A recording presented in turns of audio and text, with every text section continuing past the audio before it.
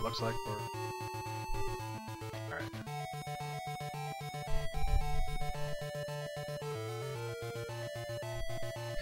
Assuming we're up, I can start talking. Get rid of this thing. Alright, so naming everybody one character names. I normally for a marathon like this I wouldn't do this, but something later will break if I don't. I'm 99% sure and I never tested it, so not going to test it now.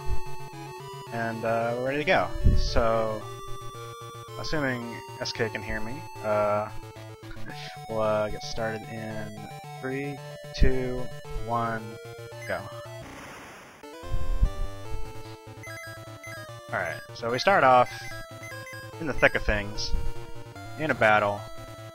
This is the tutorial, the battle simulator. We used to get a lot more comfortable with the battle simulator, but not going to be as comfortable with it anymore.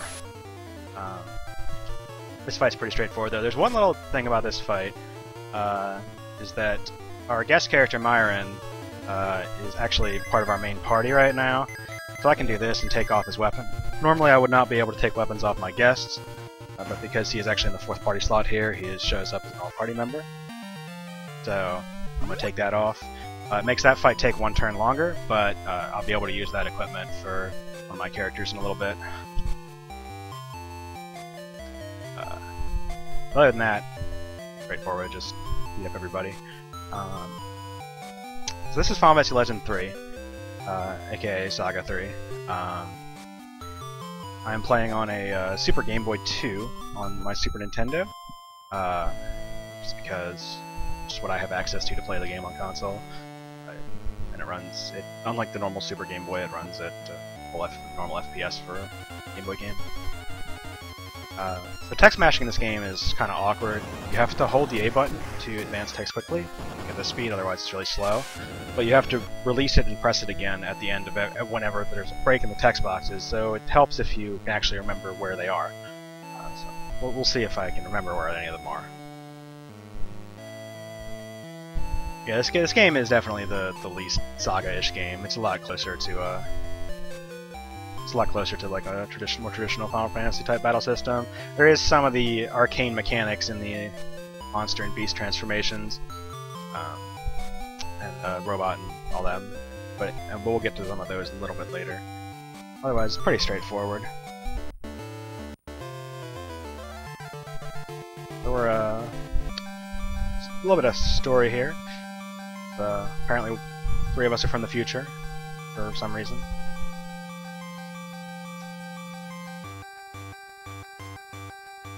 All of a sudden we have our full party here.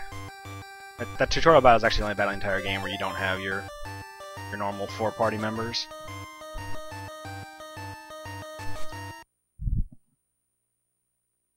Now we're back here. Talon. This is our time machine, which just happens to be sitting here next to our Talon for some reason. Luckily it's here, because we're probably going to need it. Alright, so first thing, we're going to get started right away with tech as soon as this cutscene ends. But first we have to visit the Talon, and that was good, so we're done.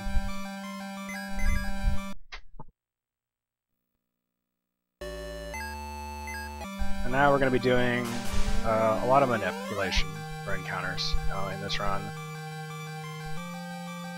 Something we didn't do last year when we ran this, me and Plexel, but I've decided to add it in here. Makes things a lot more consistent. I attacked the wrong thing. We missed anyway, doesn't matter. Perfect. I didn't get punished for my mistake, I just got punished for being unlucky. I forgot to equip the X, that's what I forgot. It's fine. So I'm going to be manipulating fights a little bit. For the first about like 30 minutes or so, it'll actually be probably slower than just getting lucky. That's fine.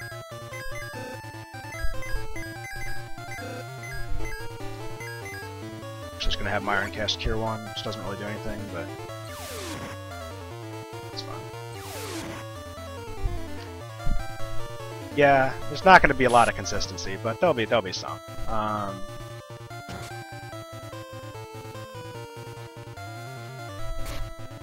Oh, she's dead. Okay.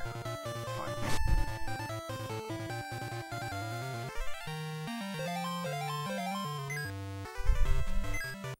Alright, well, we'll have to figure something out for that later. Sure, whatever. We'll just do this.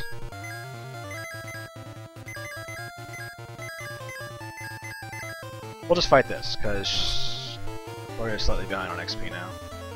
And that'll be fine. It'll fix everything. So there's the consistency we were talking about. It's already about the window. But that's fine. It doesn't change anything. Some of my characters will be a little bit ahead on XP. No big deal. Also, an innate turbo in this game, as you saw there. If you hold the select button while you're putting things in, it'll have basically a turbo effect.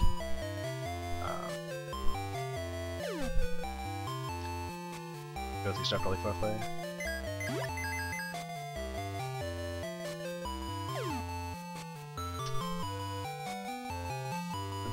As you can see, dead people don't get experience, which is why did I go in the weapon shop? That's not the shop I wanted to go in. This one. It's the armor shop. Buy some belts. Belts are pretty good. They're only 100 gold, and they give you free magic defense, I believe. So we're gonna go back outside. Bought an ice spell for our other mutant, because mutants use magic well, and humans use weapons well. And then we're gonna do a couple more manips here.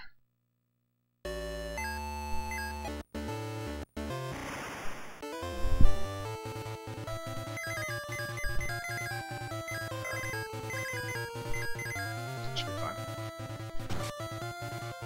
This fight's pretty good. This is, I think, overall the best fight you can get on the overworld. That's why I've looked for it. This fight can be a little scary, especially if you fight it. Especially if I'm up Elixir level because of the random fight I got, but if you're not up a level, it can be pretty scary because you're pretty low on HP, and the ravens actually do a fair bit of damage. But it's worth sacrificing that for extra XP. I only have to do 4 of these fights, as opposed to grinding the battle simulator for quite a while. It doesn't quite, the resets to manipulate stuff along with the saving is fairly slow, all things considered. So like, you would be faster probably just by getting lucky. You can get some pretty bad fights in the battle simulator that don't give you a lot. You can get like single enemy fights even sometimes that give you like 3 experience. So overall this is much more consistent, but it would be a lot faster.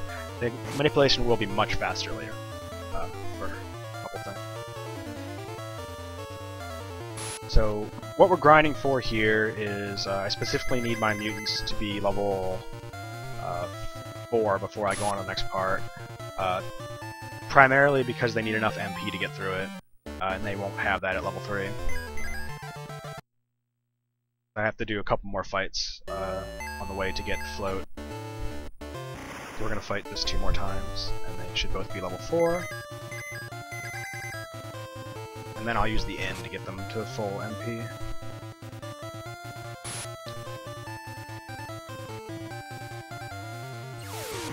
But yeah, so far everything's pretty straightforward. The game doesn't really have too many arcane, mystical things like normal SaGa games would in the battles. It's just pretty straightforward, attack, magic. You also have talents, which we can't use right now because we are all humans and it's only monsters and robots and beasts, all the transformations can use them.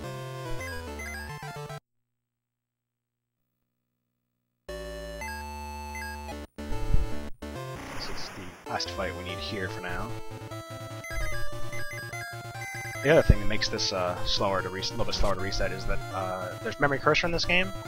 So normally you would be able to just have all your mutants on ice, for instance, already the entire grind, and you could just hold select and A to go through the battle selection, or like fight selection at the beginning very quickly. But because I'm resetting, it resets the memory cursor as well. So I have to select ice every time, which is kind of slow. It's a trade-off for consistency over absolute speed, really, at this point. Later on, it'll just almost always be faster. Obviously, you could always still get lucky, but you know, getting lucky in SaGa. That's all right. So now we've used the inn, and now we're gonna leave the arm. It's because, like the Elder told us, we need to go get float from tower north of here, and we're gonna go ahead and continue leveling up as we go. But now we're not gonna really be sitting in one spot to do it. We're just gonna go ahead and get this fight here.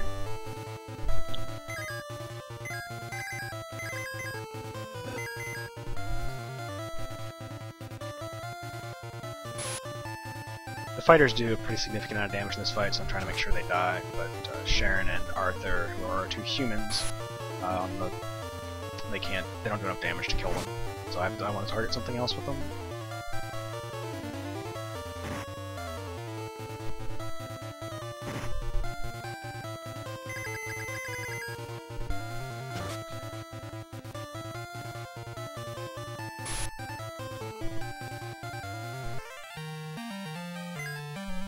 There's our cyborg parts, which we don't need. We won't be using cyborgs in this run. Cyborgs are... The cyborg stats are basically based on your equipment, and we won't really be... Oh, that's dumb. I do that every time. So I forget. This is the...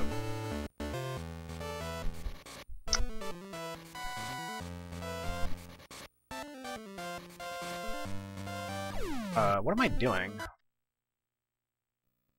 This is why the estimate is as long as it is, because I'm bad.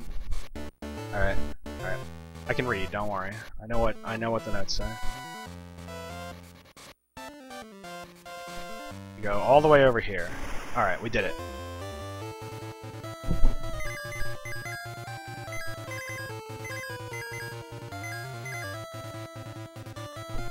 Alright, we're back on track, don't worry. Everything's fine. No worries at all. But anyway, cyborgs are they're the first you get when you install parts or meat, you go up one level basically in that direction. And there's monsters are far left, and beasts, and then humans and mutants are in the middle, and the other side is cyborgs and then robots. When you install cyborg parts, you can become a cyborg. If you're a cyborg, you install or you eat meat, you become a human or monster again. It's here.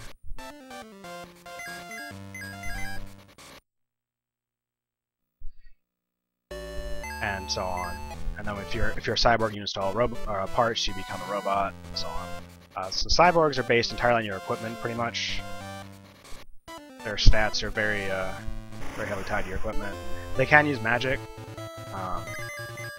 but we're not really going to be because they're a little bit hard to get going. And then robots basically don't get stats from anything except pills, which are very expensive, which is why they're used in the glitched 90% category, because you can get large amounts of money with a glitch, basically enough to max your robot stats. We can't do that, so we're not going to be using robots. What we're going to be using is beasts. We're not going to be using them just yet, though. I'm not quite ready for it. At this point, humans are just better, because they can weapons, and our mutants can use magic.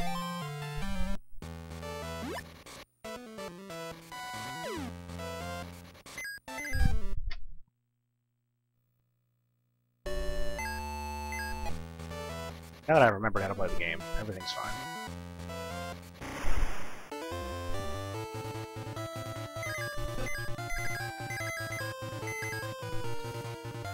Alright, so new fight. We get this fight here.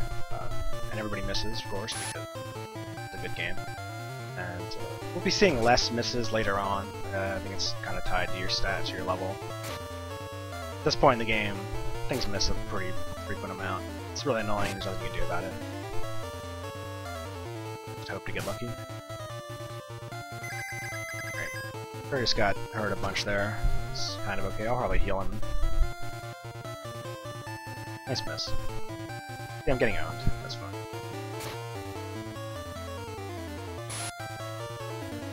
It's gonna be a third turn here because I got really unlucky. It is in fact a marathon, yes. SaGa 2019. Best marathon of the year.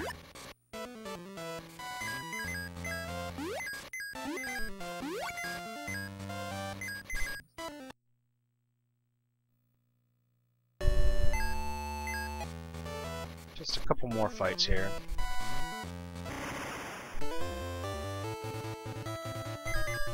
What I'm grinding for this time is I need to be level 6 before the next boss, or mini-boss, I guess.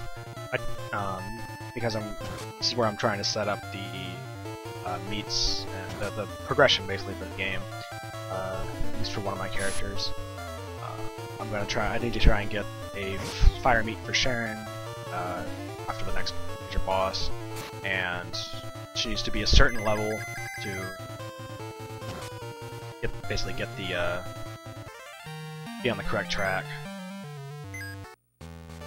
Also, I just need levels in general to make the boss fight not really bad.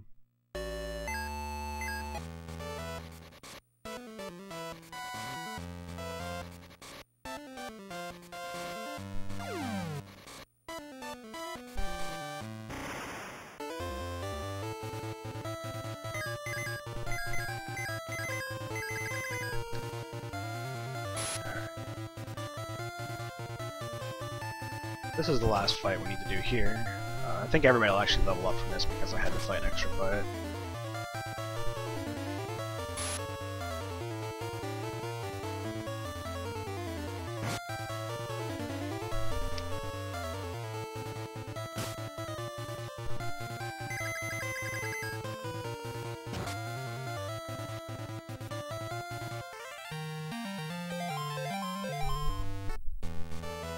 Gloria didn't. Alright, that's fine. She'll level up from Waterhead then, probably.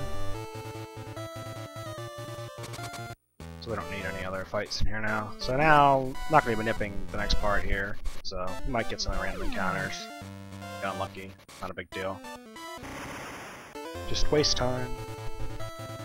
It's not really worth nipping this because it's just a couple steps here, or out here, and then I have to use float anyway.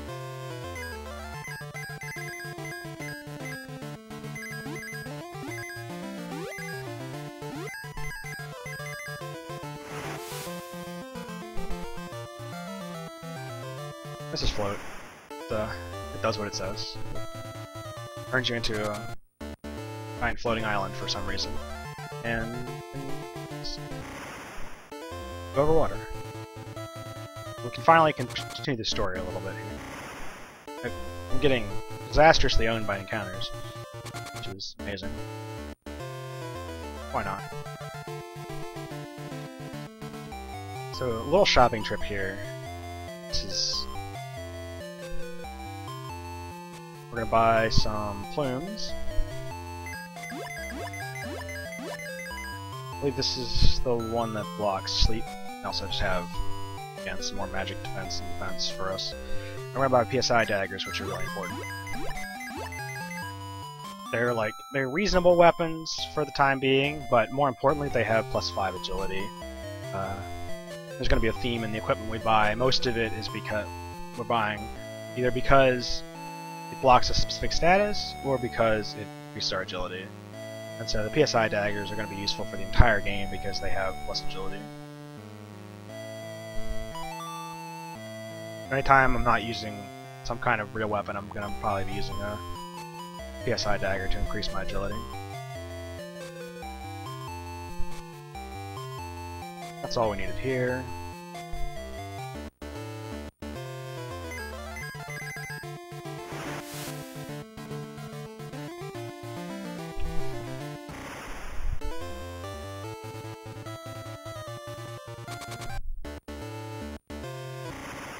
Like we're getting incredibly unlucky. It's great. This is part of the other downside of the manip kind of stuff, is that when you get 3,000 encounters here, the fact that you manipped everything already doesn't really matter, because you just fought all these encounters instead. Need to equip stuff. This is our equips. Everybody's getting PSI daggers, belts, and plumes.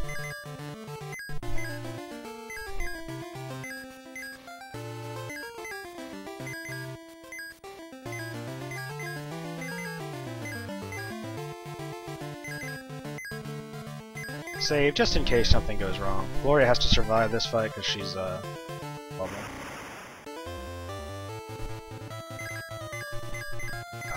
and my curse is already set. That's right. I believe everybody else is already level 6, so it won't matter. But I do need Gloria to survive because she died in the first fight. Normally I would need Sharon to survive because Sharon wouldn't be 6 yet, but she already leveled up from the extra XP I have. This fight's pretty straightforward. This is actually a normal enemy later in the game, but I'm fighting it right now. And Gloria leveled up, so we're good.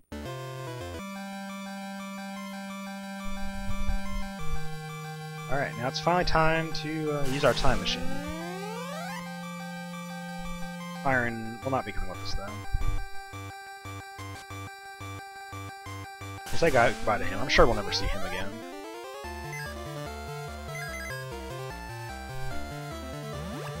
And just like that, we are in the past. When in the past? Who knows? We're just in the past. At some unspecified point.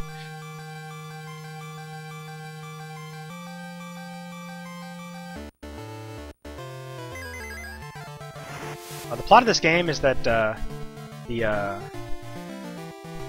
bad guys, the makers, decided that they wanted to flood the world, so they created the Pure Land Water Entity, which appeared in all time zones simultaneously somehow, and started spreading water everywhere somehow, which is flooding the future, and also every other time zone somehow. Yeah, makes about as much sense as you think it makes. Battle. Didn't sell shell this time, that's good. Alright, so I'm buying some Cure 2s here, and a couple Relaxes. Relax cures paralysis,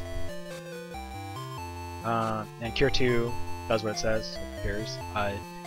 The item Cure 2 specifically cures for exactly 100 HP. The spell Cure 2 works a little bit different. Also gonna buy 2 arrow for my mutants for the next part of the game.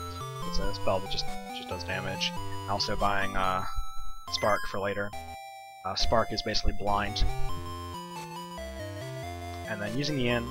We use the Inn a lot in this category because we pretty much always need either HP or MP.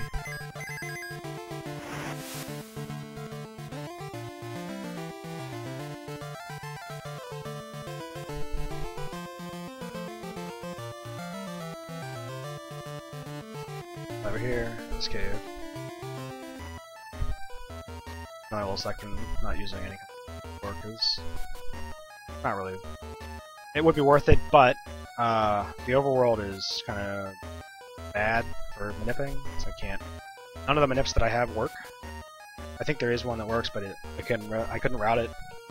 I would have to route on console, which is a pain, so I didn't do it.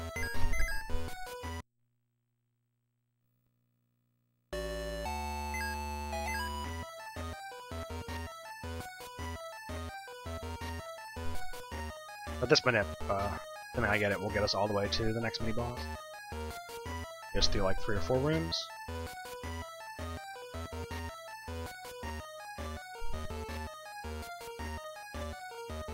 Pure Land is the other dimension. Float Land is the floating island. Yeah, sure, it keeps getting downgraded. He's just a chump boss in this one.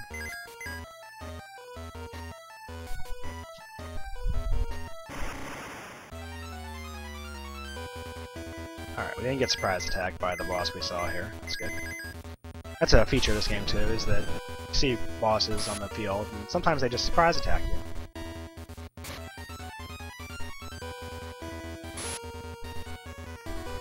Aura is strong against ice, though.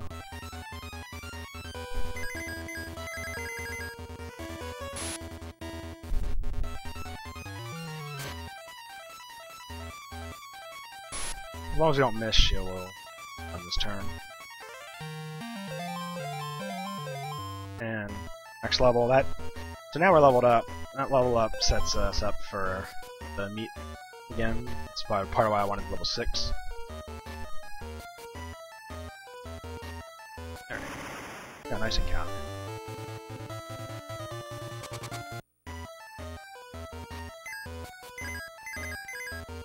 No. So I taught arrow to the wrong person because I was mashing too hard, but a feature of this game is you can take the magic off, thankfully.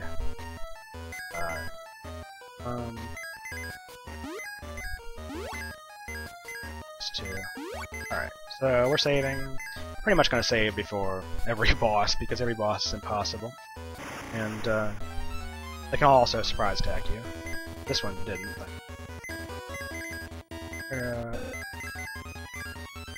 I'm targeting the right one twice, in case somebody misses. I'll make sure that both the witches die. Oh yes, that one mob was carrying its brain. I believe it's the headless type enemy.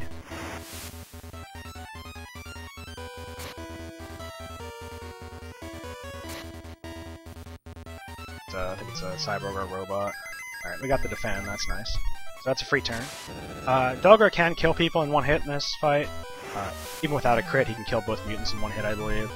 And at this point in the game, we cannot revive people. So, if somebody dies, they're dead. Ideally, everybody will live through this fight. This is why I bought Cure 2s, though, because we're actually faster than Delgra. So we can always just heal first, whoever he hits, but he can still kill people, so there's not really much I can do about it.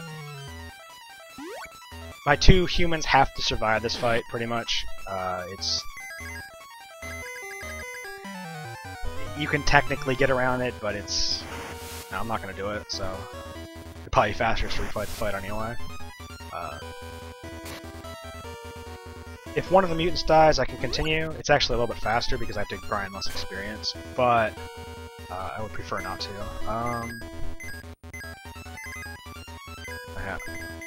What's that?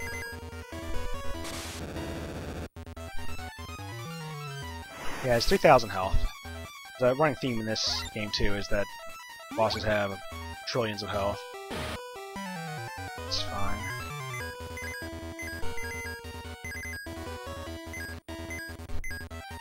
We're just gonna go for it and hope for the best here. I think he's almost dead. Just hope he doesn't end up sharing again.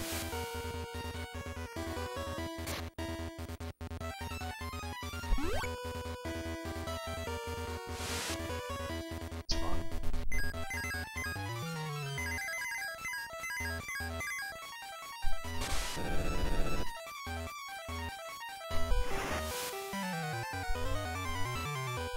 There it is. Oh, nice. Alright.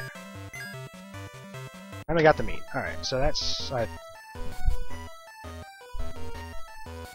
so we're good.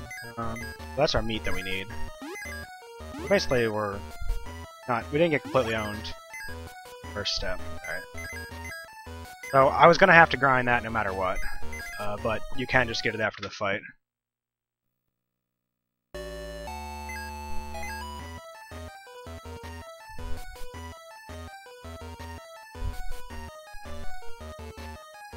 This next grind is for two things. I need to hit level 9 on at least my two humans. Both my mutants will get it as well because they didn't die. If one of my mutants, okay, I thought that's what happened. I pressed select too early on the minute. Wasn't sure. Did I get the treasure? No, I did not get the treasure. Hopefully we don't need that later.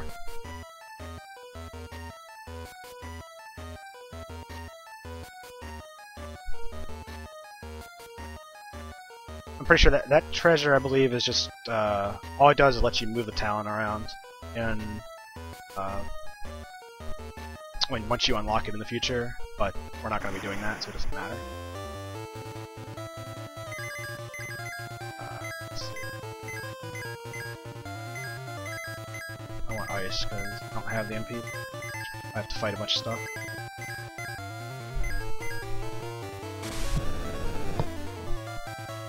I have to try and conserve MP a little bit here because I don't have that much.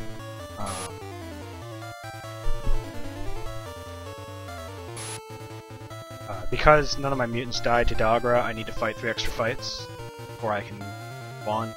So I want to try and save a little bit of MP. Lara especially is pretty likely to run out.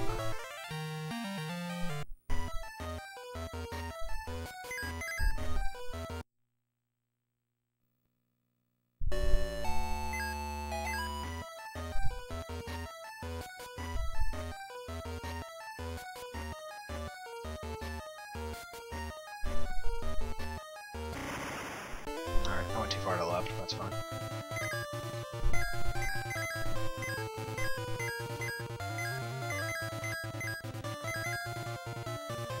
I am actually playing this on a Super Game Boy 2, as opposed to a Super Game Boy. Super Game Boy doesn't emulate Game Boy games quite correctly, as some people may have noticed in their lives, but Super Game Boy 2 is actually accurate. So, this fight specifically I have chosen as the fight that I'm manipulating most here for two reasons. It's pretty easy, as you can see. It gives decent XP, and also, importantly, it has 2 fire enemies. So that's 2 chances for meat drops if I don't need one.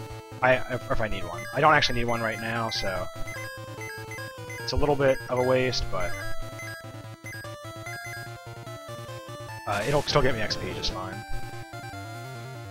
There are fights in here that give more XP, but it wouldn't really cut out an extra fight so much, so it doesn't really save them or save any time even. I think. This fight I can always do in one turn. Yep. Resetting for RNG manip, basically. I can manipulate what fights I get by resetting. That's what I'm doing.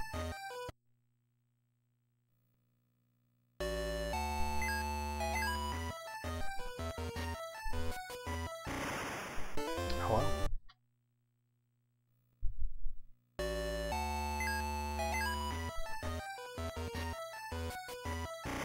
Alright. What's going on?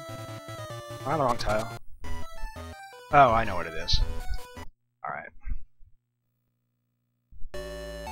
I'm stupid. Okay. I read the wrong line in my notes. That's the problem. Fine.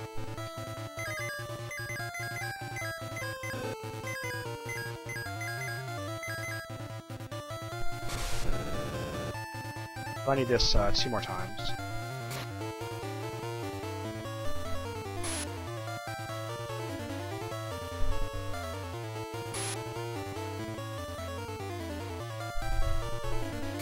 Or maybe 1 more time after this. I'll check my XP after the next one. Iron Boots, nice. Something to waste my inventory space. Let's see how we doing. Got 1 more.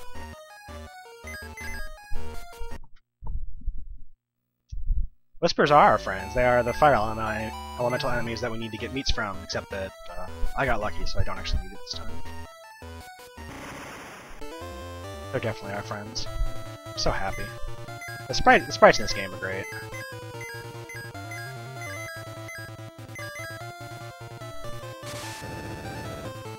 In general, all the SaGa, all the Game Boy game sprites are amazing. So this is the last fight we have to do in here. Yeah, I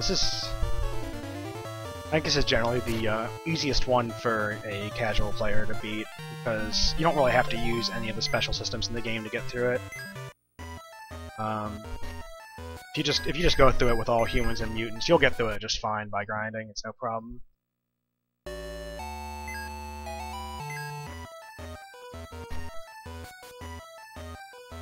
I mean, you grind like level 40 or something, or 35 or whatever, and you'll have no problems at all with the game, really. Humans and mutants. Unlike the other ones where you kind of have to use the systems involved in order to get anywhere. And this one you're much more likely to screw yourself by trying to use them.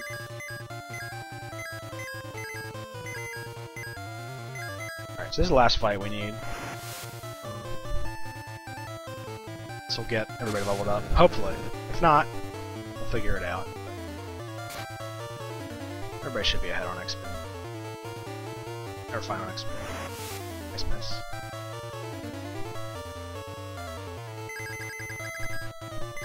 Fire's out of MP now, so I have to hit it with a gold stick.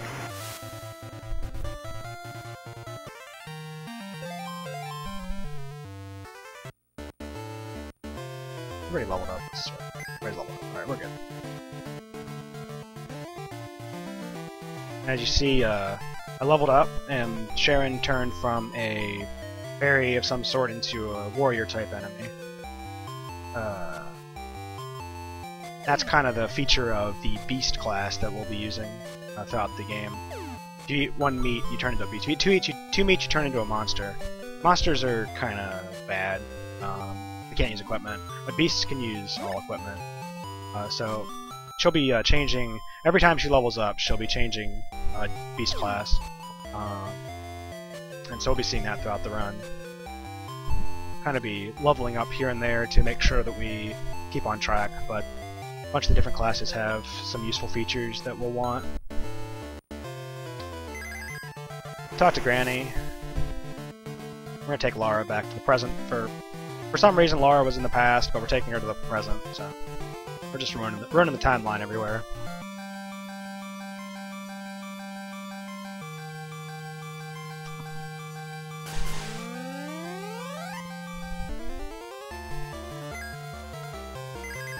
Flush X. The Flush X is the attachment you use for the over here. It's the toilet. If you ever need to use the toilet, there it is. It's what you use to remove the transformations from your party. In case you got something you didn't like. Hopefully we won't need to use it.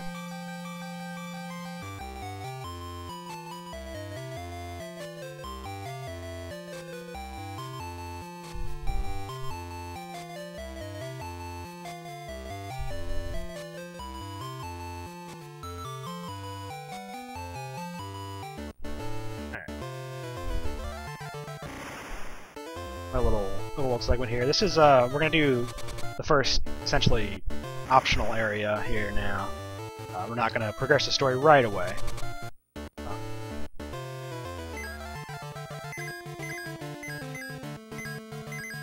We're actually gonna go to an optional town off to the side here to buy some stuff because also we got dive, which is that's another overworld move. Lets us swim, but it also lets us go underwater. We're gonna go to this underwater town here. This guy's gonna get in my way. Gonna buy softs, which do exactly what you think they do, and also we can finally buy elixirs, which don't quite do what you think they do. They restore HP and MP like in most other games, but they also cure all statuses, including dead. In fact, they are the only item that we're going to have to restore characters that die. So they're very important. And we can only afford 2 because they're very expensive, so we're going to have to use them very carefully. Can buy the Cure 2 spell. Oh, I know. I wanted to buy some stuff for safety. I'll go back and buy them. It's fine. Yeah. I wanted to buy some extra Cure 2s for safety, because I want to have them for Chaos. It helps out to have some extra ones. I meant to buy it when I was here. I wouldn't normally, but I'll just restock. That's fine. Black and white? No, you don't like black and white here. You can have this ugly color instead. Sorry. If this is more to your liking. The special feature of the Super Game Boy, it has too. It has all the palettes and stuff. You can choose a lot of palettes.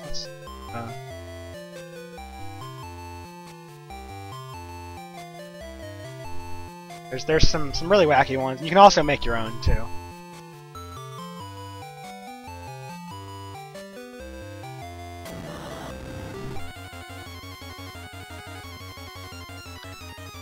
I feel like the black and white one is the most agreeable and also the best. Custom palettes are the best. They also donation incentives. Yeah, Demon Juggalo palette. I'll leave that to Twitch streamer Big Fun Balls. Alright, so we talked to Kronos, and he for some reason has a key to the Shura's Tower, thankfully. Because if he didn't have that, we'd be kind of screwed. We wouldn't be able to get in at all. So thankfully he made a copy of it and had it for some reason. We need to get up to see Chaos. We could actually go into Chaos's castle now, but halfway up we'd get stopped by a locked door, so let's not do that. Instead, we're going to go to this place. This tower is the first instance of places where the encounter manipulation is really helpful. Because here we start getting encounters that you can't run from, like ever. We're gonna manipulate out these. Now, stuff like jumping is not really manipulatable because you can't buffer the jump input, so you would have to time it perfectly and perfectly, or hope to get lucky. Oh, we're not gonna run from this, right? Yeah. So this is gonna happen a couple times, probably getting that encounter there. Yeah, we went into Chaos Tower first. Probably a lot of people did. Alright. Oh my gosh. Alright, we're just gonna... Do we just save? I guess we just save once we get up to the top. That's fine.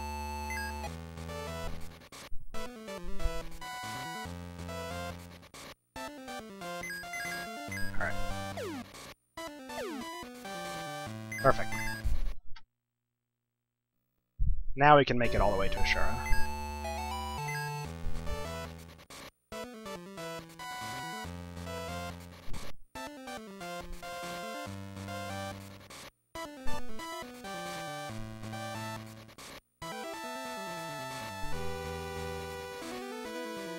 Alright, made it to Ashura.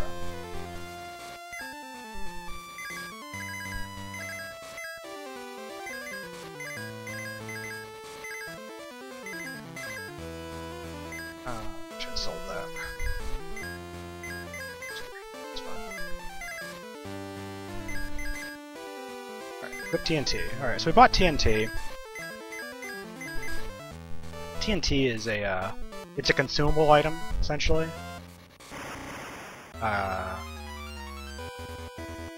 There are one-time use weapons that you can use. I'll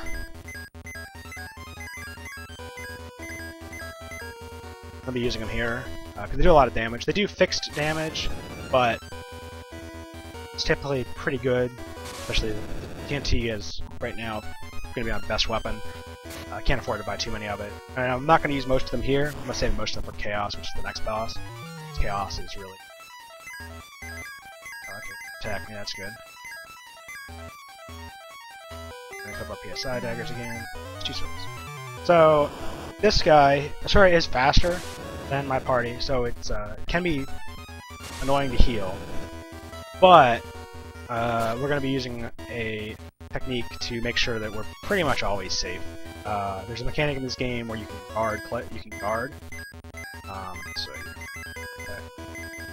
You can guard, and guard means that if he attacks, say, Arthur, who is low, Sharon will guard, and Arthur won't die. But using this technique, we can pretty much keep everybody alive, unless there's a crit or something.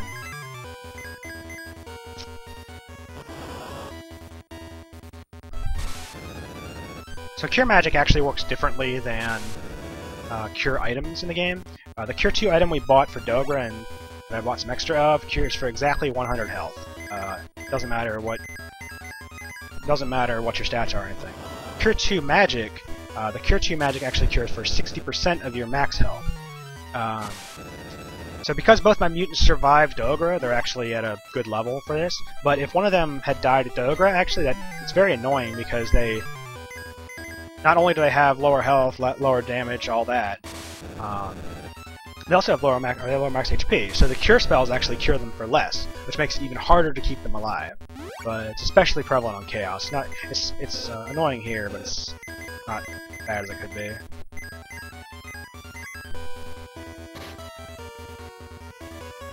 Yeah, sometimes you get free turns because they defend or do something stupid that doesn't make any sense. Or sometimes they crit you and ruin everything. But yeah, Ashura is pretty straightforward. He's not going to do too many things that are bad for us. We're pretty safe because of guarding, as you see there. Arthur guarded Sharon, so she's still alive and she can cure. No problem.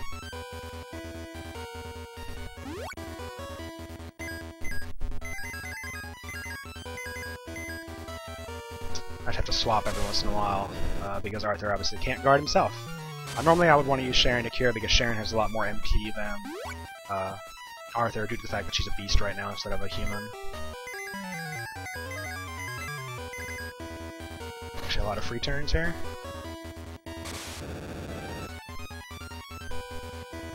Alright, that was quick. Gold sword. Alright.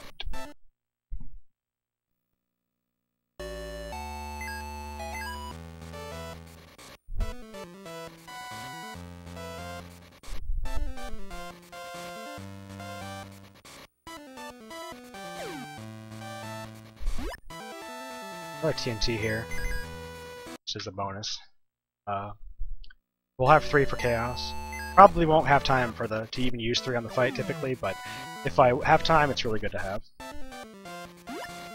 Also getting B-Jack,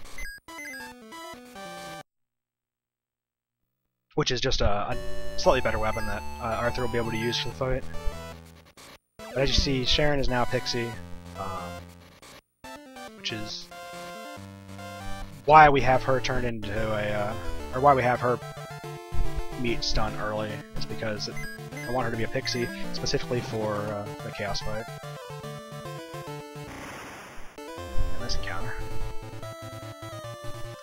Because, importantly, the Pixie is fast, for one thing, which is very helpful, so she'll almost always outspeed Chaos. Sometimes she won't, which is very annoying, but more importantly, she resists Quake.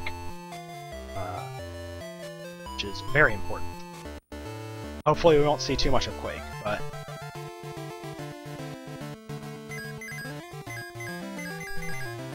stop off at the inn there. Important, again, refill my MP. The fight that all the bosses in the game have so much HP that they essentially drain all my MP to kill.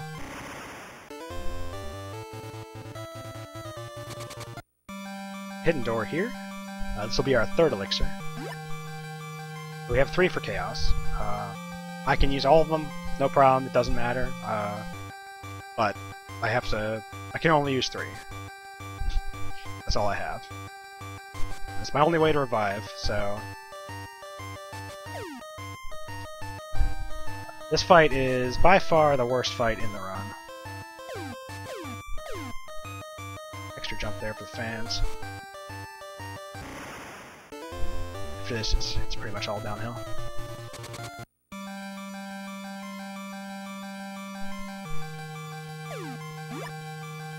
Or uphill, whatever you want. Unexpected attack. That's something that can happen. Nice mighty.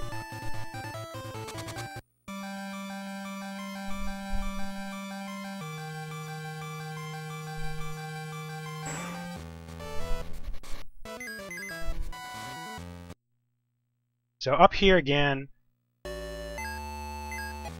this is another place where there's a lot of encounters that I can't run from. We're going to manipulate our way through the upper part of Chaos's castle here. Stop off and get a couple items. PSI armor, much like the PSI daggers we got, gives +5 agility. So, for the same reason, we're going to be using it for now. We won't be using it for the whole run, because we'll get a better alternative later. But for now, it's the best we're going to have access to. We also just want to beef up Sharon's defense as much as possible for now, so that she will survive everything on Chaos, which is possible. Also, Fire Shield over here, kind of the same idea.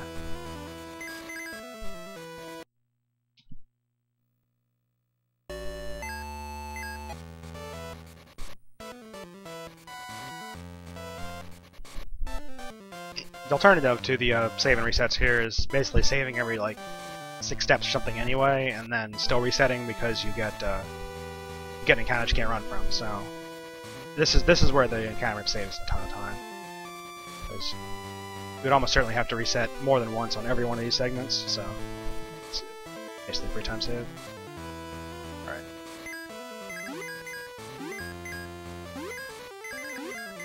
Some of those.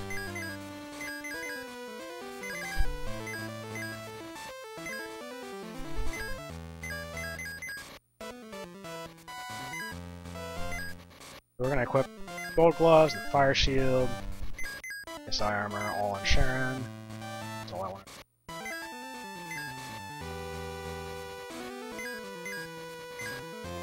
A little bit of inventory management here.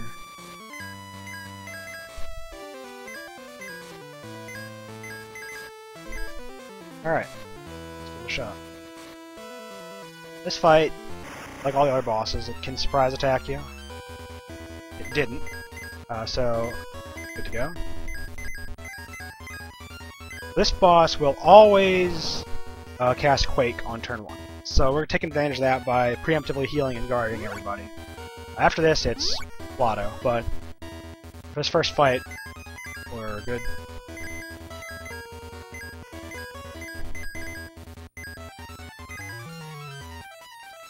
Nice miss. That's a free turn. That's good. So we're going to try and use up our TNTs here. This is the real reason we bought them for this fight. Let's try and get through this fight as quickly as possible.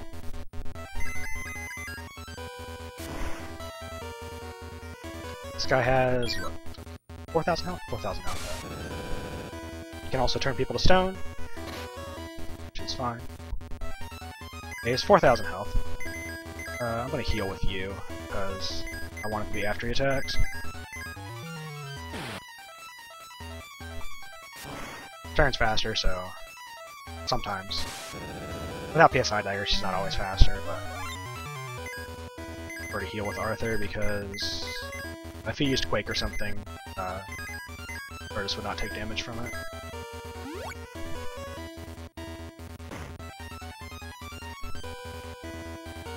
Nice miss.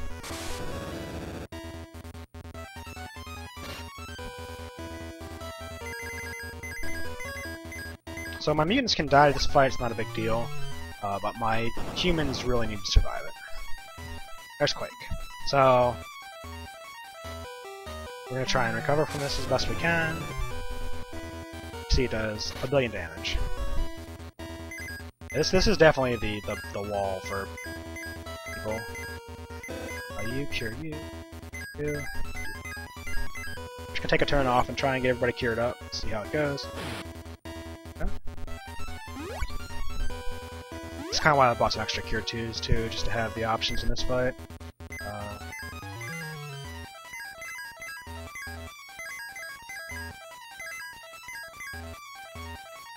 You can't just really sit around curing all the time either, though, because you do have to kill him. You will run out of MP.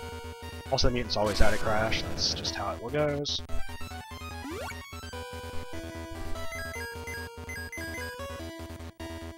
We'll use one of our elixirs, it's fine. Having them alive is very helpful. It's actually helpful that Sharon went second there, because she got to cure after cure herself to full now.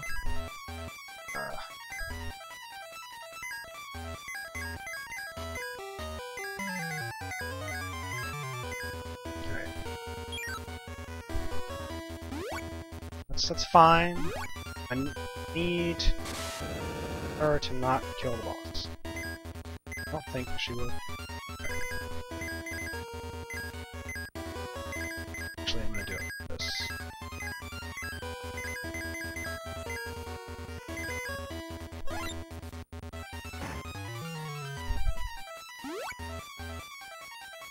The concern is you don't get the ability to revive your characters until you're like 2 or 3 bosses in either.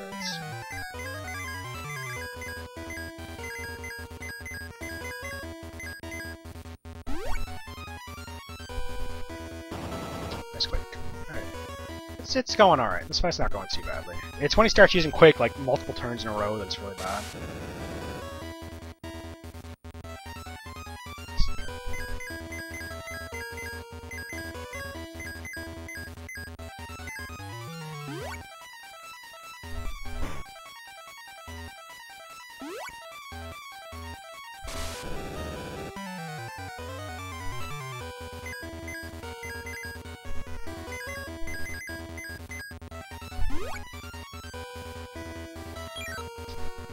Okay. Now, again, we have to hope he doesn't die. Oh, alright. Well, that was fun.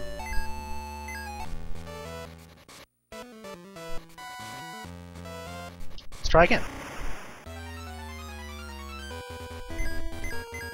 So, that's the thing that happens. Is that, sometimes kills your guy while you have the ability to kill it up to kill him, and then It's possible to fix. Like I could theoretically fix it, but it would take a lot of time and also be really bad.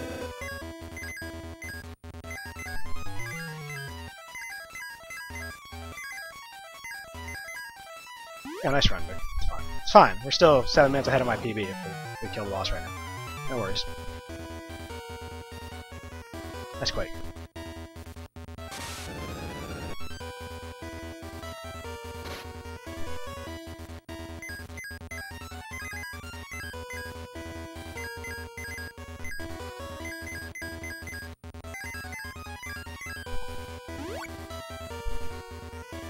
Nice Quake.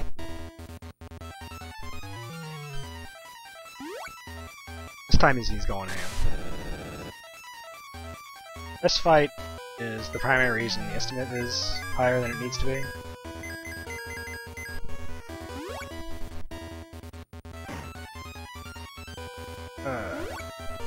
That's fine. That's fine.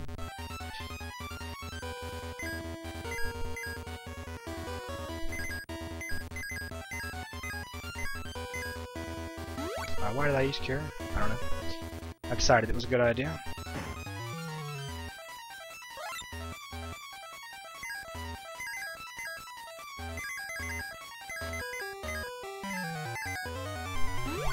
Yes, this is glitchless. So we can talk about that a little bit.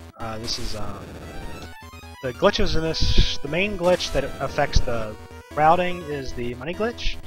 There's a glitch you can do if you get stolen from and you have less than money than it would steal. Basically, it underflows your GP to a very high number, and you can use that to basically get a bunch of money for robot parts or pills. Increase the stats of robots, so you can have very powerful robots like right away, basically.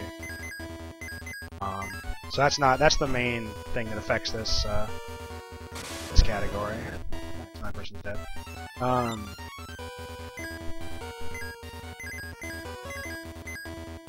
There's also a couple like 2 minor glitches later on that slightly affect the routing.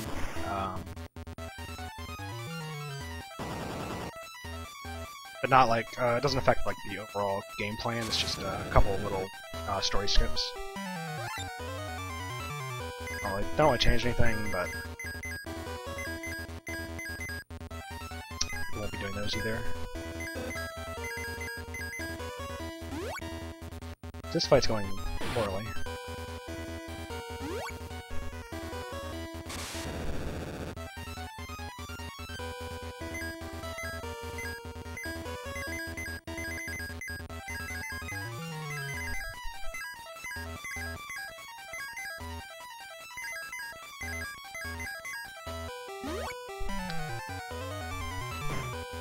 It's fine, you're dead.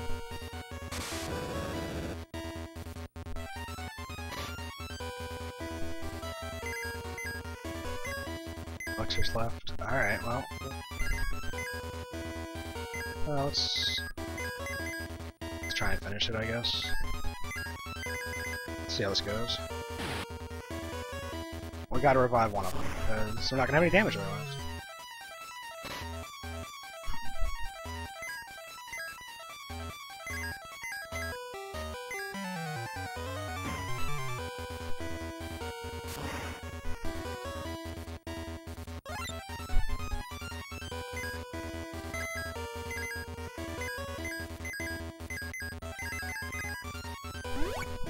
This fight, as you can see, is really bad.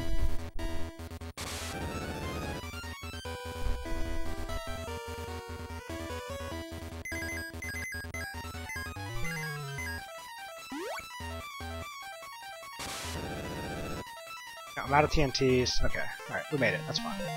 Totally fine. We are going to save immediately.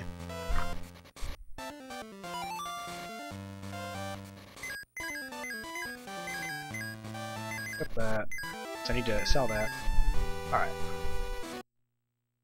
We did it. We can continue the speedrun. Congratulations. Now the run can start.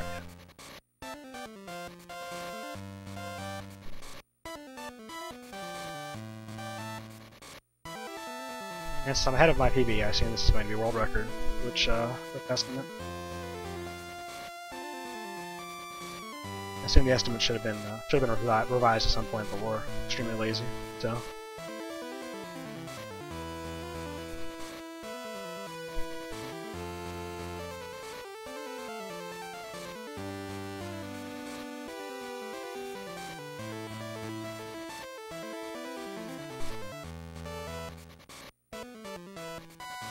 This manip is, this one saves probably almost a minute by itself, I think, if you do it right. Because you get all the way out of Chaos's castle, from Chaos, 0 encounters.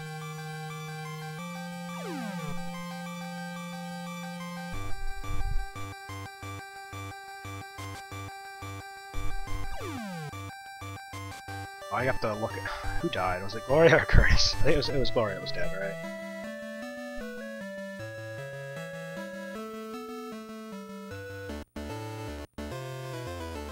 I have to scroll down and see what I have to do with my life.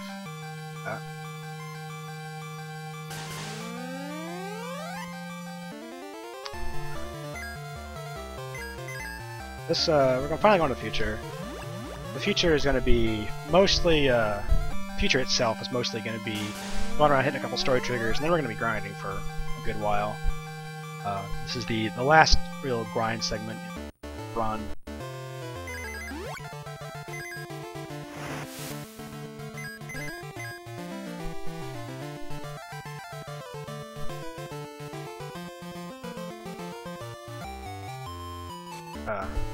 You don't want to go back out. That's the always aims you in the wrong direction.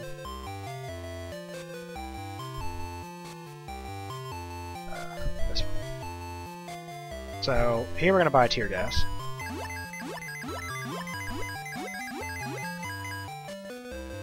Tear gas is similar to TNT in that it does fixed damage, but unlike TNT, it attacks all enemies and also paralyzes them. Attacking all enemies is pretty relevant for our upcoming grind.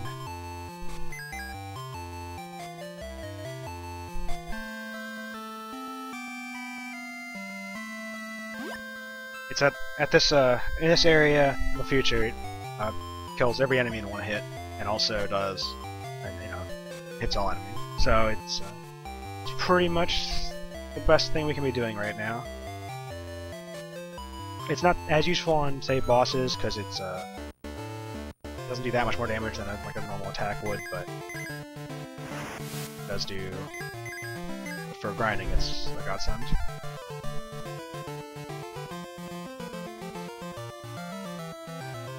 Rip Granny.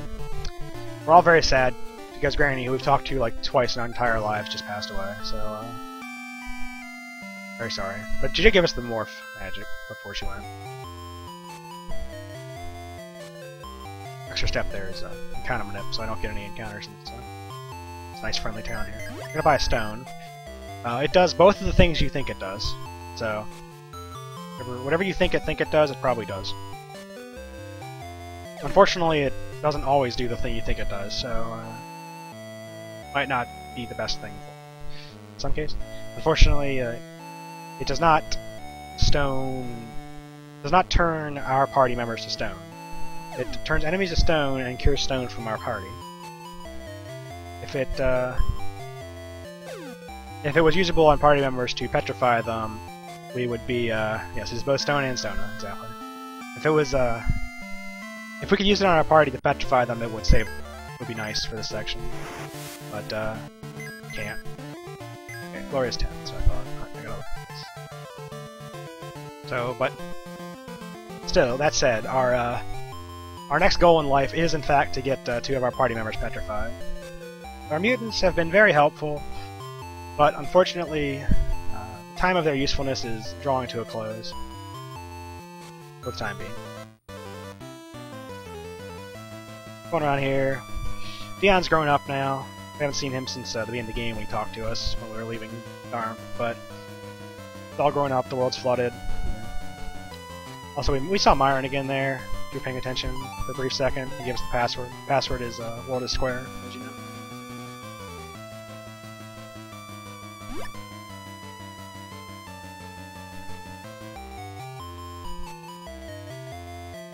Dion joins us, which is good. Dion's big and strong.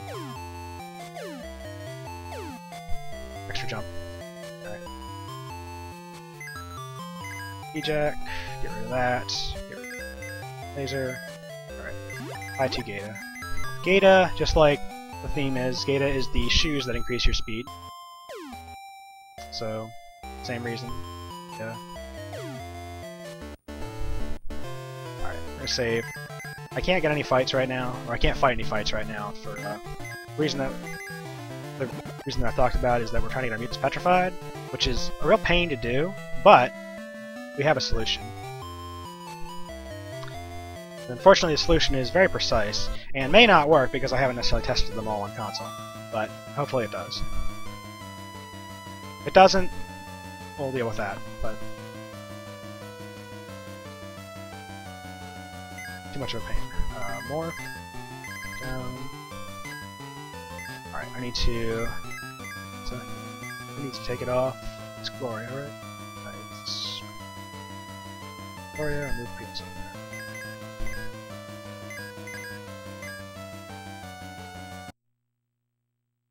Here we go. So, unlike all our previous encounter manipulation, where we're just getting an encounter, this time we're actually going to try and manipulate what happens in the encounter. Because I need to get both my mutants petrified, and that's not exactly the easy. Oh, wow, that's one tile too low. Right. I actually blame my controller for that one. That one wasn't my fault. My controller pressed down when I was pressing left.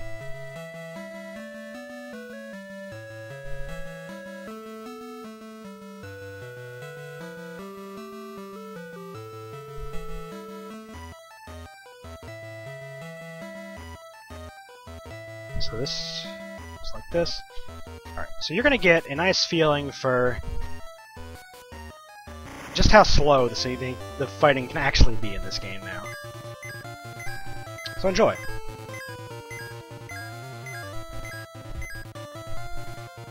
Dion used Dragon against Pixie.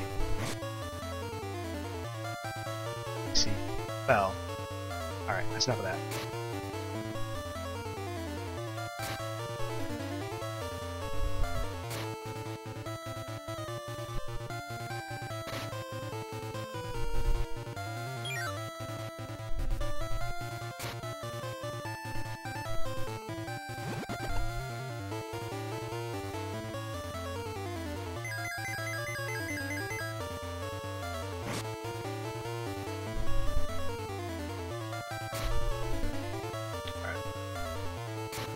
Pay attention here, I think it's the next attack.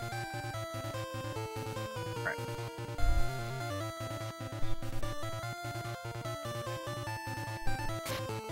Alright. Hopefully this works. Yep, alright, everything's good.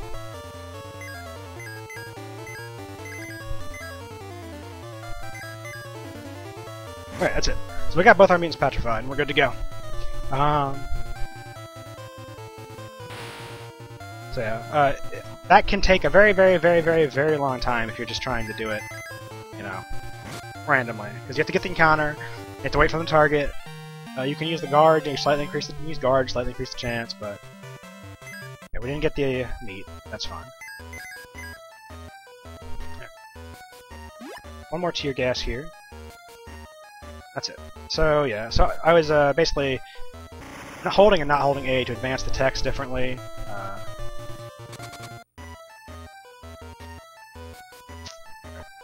And very, you know, basically manipulate the frame on which things happen there. Tear gas. Alright.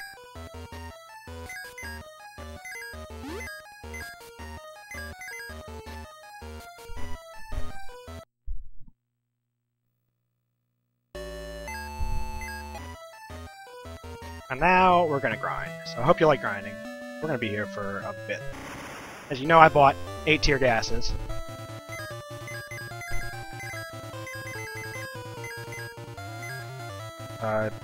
Guarded the wrong person. Yes, manipulating RNG is a glitch, I agree. I did a glitch. Miriam, look. I did a glitch in the first fight. All right, I took a weapon off first. You're not supposed to take it off. All right. We're blurring the lines here.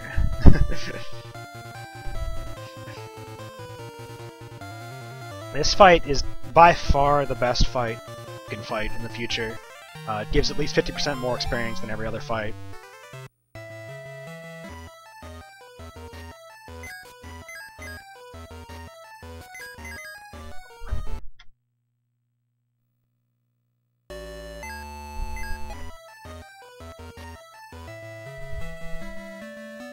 We're gonna be fighting this one for a while.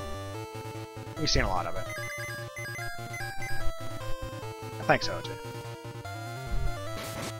Dion's got a lot of health. We're gonna catch up pretty fast though. Dion's been grinding the battle simulator for like 15 years or something since the world was flooding, but we haven't had that opportunity, so. Dion's as max as he's gonna get. The rest of us, we got nowhere to go but down.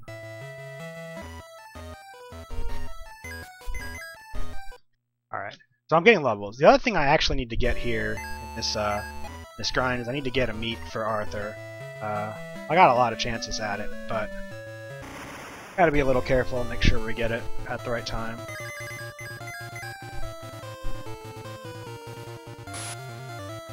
Nice crit.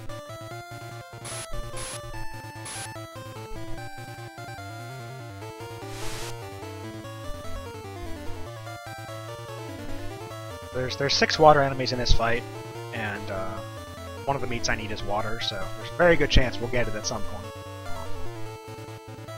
But if I don't get it by the end of the grind, I have to actually grind for it. Just, resetting until I get it, pretty much. See ya.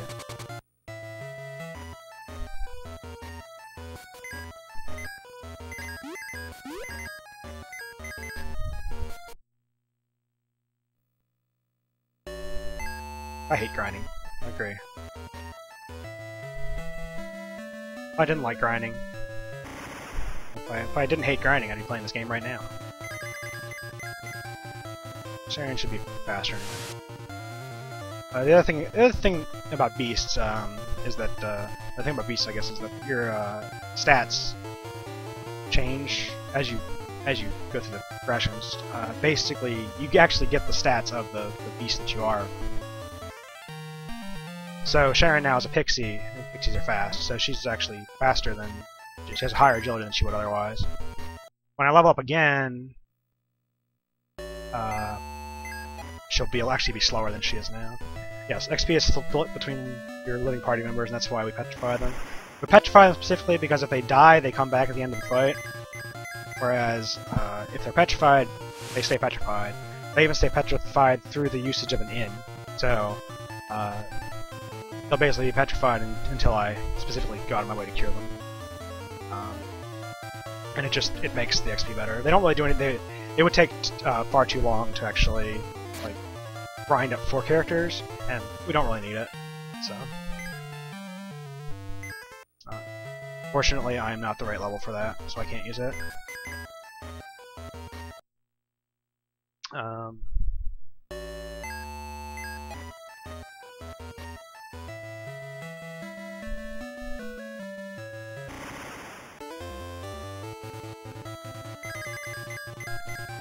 But that is the meat I need, is one of the meats from the 2 water enemies, either Egosaur or Draenei.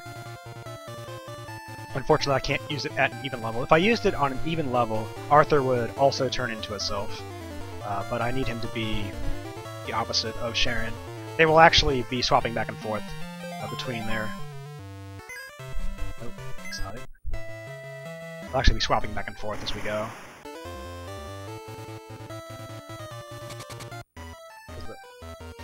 They'll be on the same beast progression, but they'll be 1 level off each other.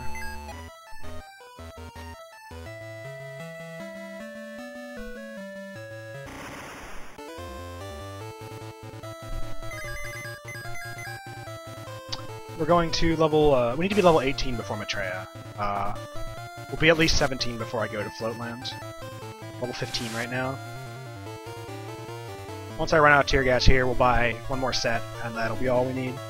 It'll be about, it's about 15 fights. So we're about half done. Almost.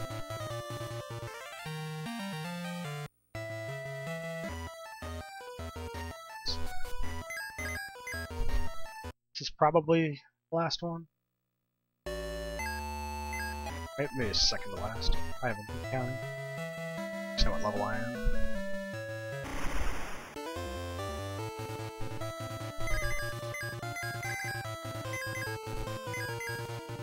One more after this, and then we'll be taking a little break to go do some shopping.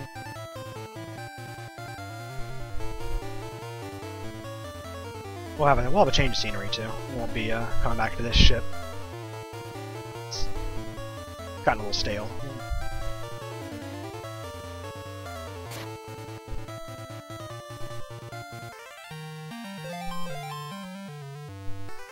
Nice boomerang.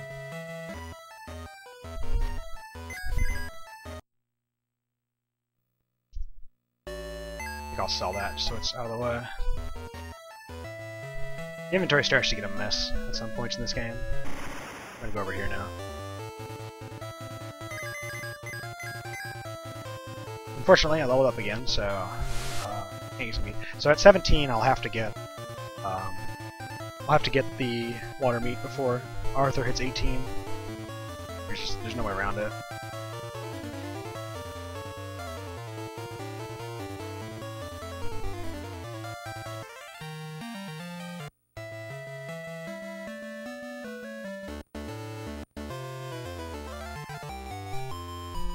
Back here, we're gonna fill up on tear gas again.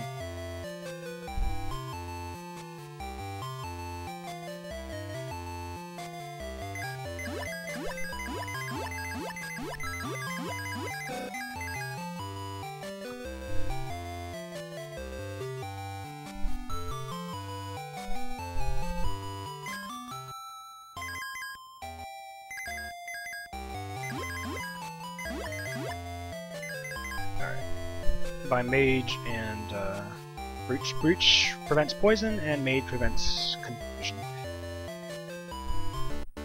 Both are going to be useful for certain bosses. Be moving our equipment around as we go. Pretty much always trying to be immune to all the status effects the bosses can put on us. Irrelevant. Alright, so here I'm going to use Morph.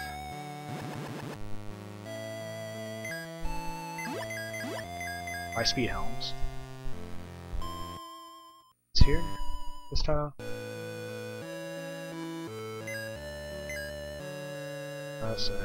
Speed is almost this one. That's the only problem with this, is you have to remember which armor slot is which. Alright.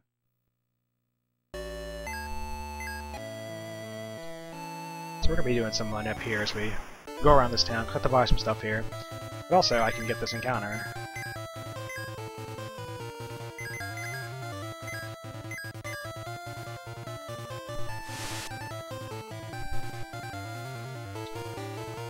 So just as we're walking around here in this town, we'll use this time to get some more fights in.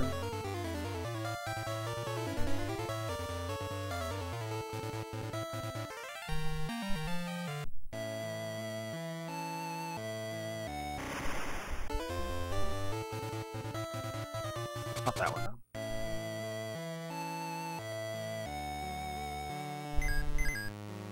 Go to the inn for no reason other than to use it to manip one time. I'll actually need to use the inn itself this time because I'll be getting healed for free later.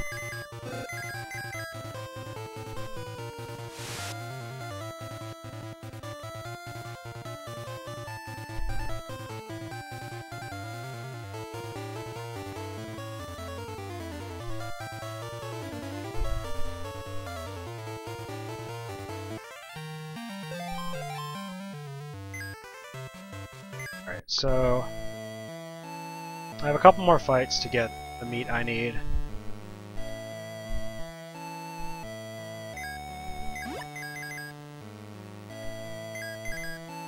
have to be a little careful about what I'm doing, because if I get too much XP, I won't be able to win the fight, or if I win the fight, Arthur will level up, so be a little careful about that.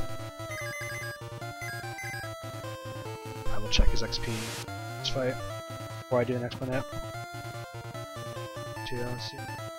I think he still needs 2 more fights after this to level up. But before I save, I'm going to check and make sure.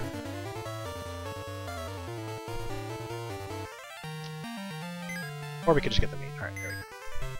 There we go. Alright, we're good. We got our meat. Everything's fine. Fast.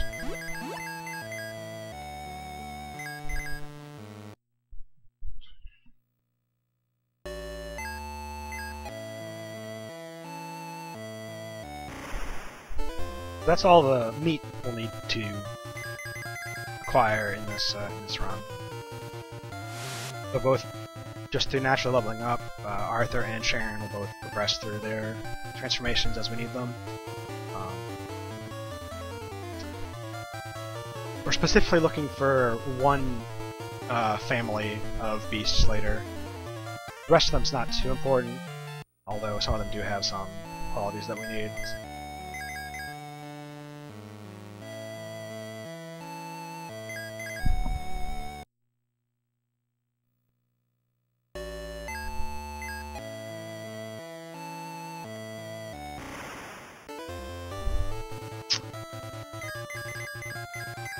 Yeah, Medusa's good. They're immune to stone, which is nice. Also, like, a lot of basically your beasts actually have pretty much all the traits of the monster enemy versions. You'll have a lot of the same talents, the same like weaknesses. So the Medusas are immune to stone, Pixies are strong to quake.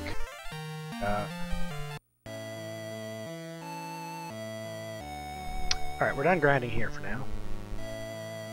We're gonna be like a billion years ahead apparently.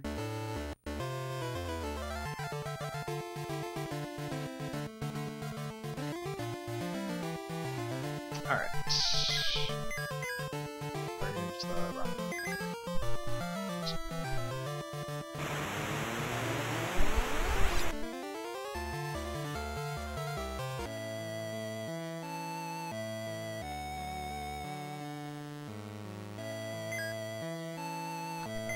Let's do this.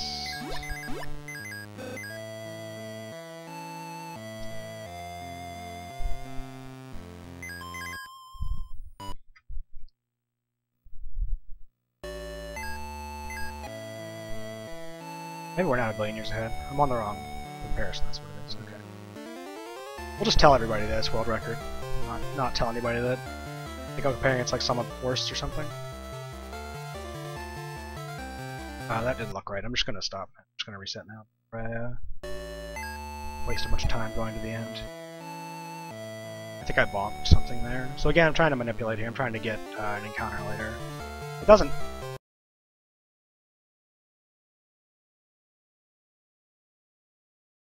really matter. I could fight anything, I think. I don't need that much experience, but I'm trying to stick to the plan.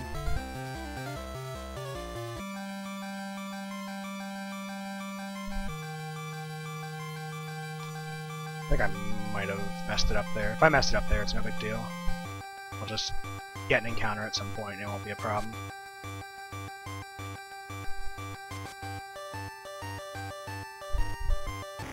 Okay. This is probably, yeah, this is the encounter I expected to get. This is a little bit slower than the encounter I was doing before because I have to use Quake. It's on the path anyway, so...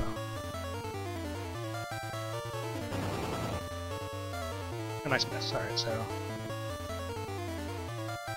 The tire is going to live. It's fine. And it's not, that's why you queue up attacks. Alright, so we're 18 now, that's what we need to be for Maitreya. That'll set up everything for the rest of the speedrun, basically. So we're now done grinding the rest of the game. I will have to fight 1 or 2 random encounters, but it won't be like any kind of a grind. It won't be like I won't have to get any meat drops or anything like that. That'll take time. Go through a couple of these secret areas here. You have to come through here because you have to get the rocket.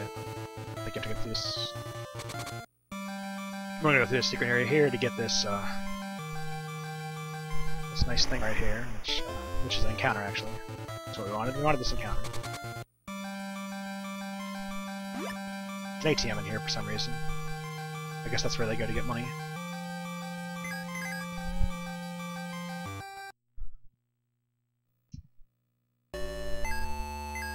Alright, so I'm gonna manipulate my way to Maitreya now, hopefully.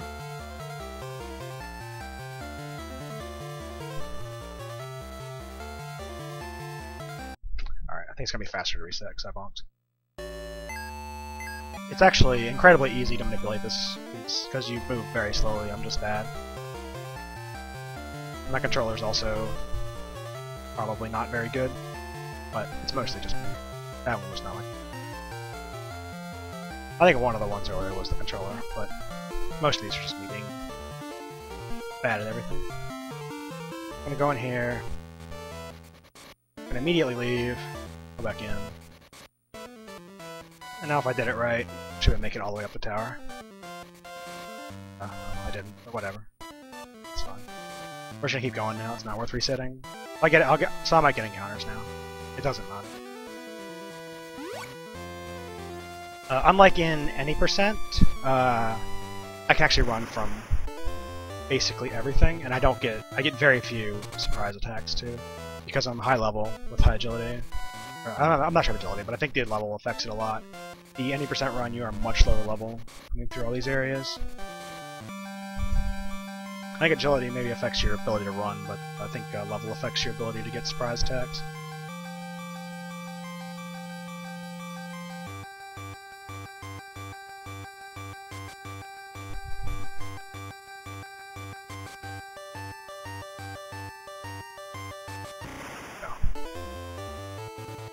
That might be Celebest, I'm not sure.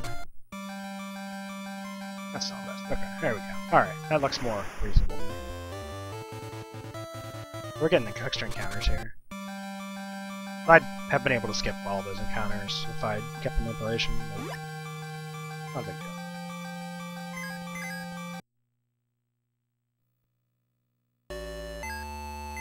One more of these here in this tower.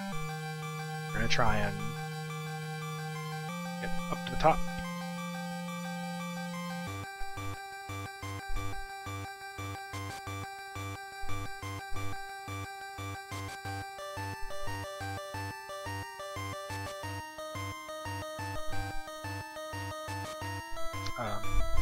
Yeah. We'll just pretend that didn't happen.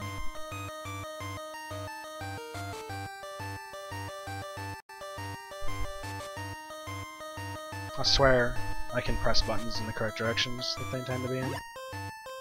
Not really terrible. Didn't get an encounter anyway, so I wasn't punished. Alright, so that's the end of manipulations for a bit. Not gonna be doing any for a while, because most of the rest of these are pretty short. I don't think it's really worth doing. Because if you only get one encounter, it's probably faster to not do it.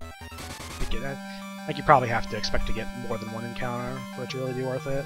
It's because of how slow the resets actually are on... At least on this, on Super Game Boy 2. It may be different on other platforms, I'm not sure. Like GB Player might have faster resets, not sure. But there's like a good 3 or 4 seconds at the start when you reset on SGB2 where it's just a black screen.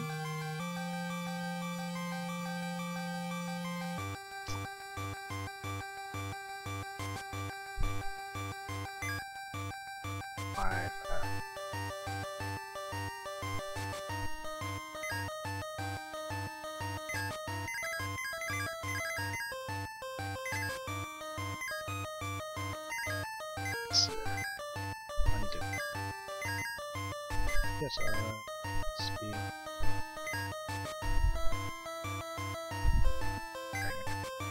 So here we're trying to equip some stuff to manipulate, or not manipulate, to get my resistances and stuff in order. Earring is paralysis, I think.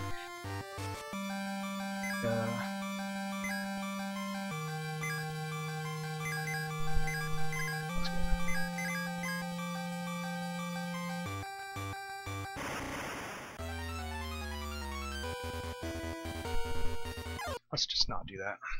Alright. Again, we can get, I put on all my equipment that increases my speed and also made myself immune to paralysis. This fight, I have enough tear gas left over to hopefully... If I'm lucky, it'll paralyze the Lamias, but otherwise it'll just kill them both in 2 turns. Which is really what I want. If I'm really unlucky, they'll turn somebody to stone. Or kill somebody.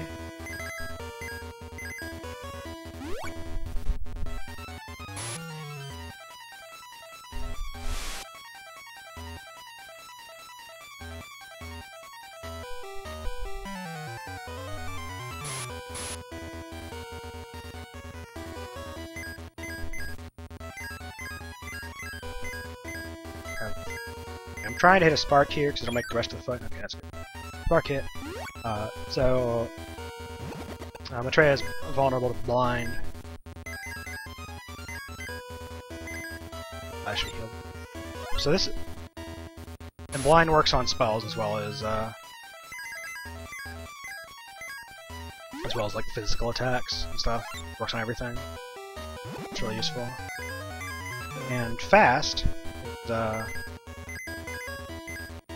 It's not haste. It's not in like the current modern Final Fantasy. It doesn't make you faster. Actually, it doesn't increase your agility. What it does is increase your attack.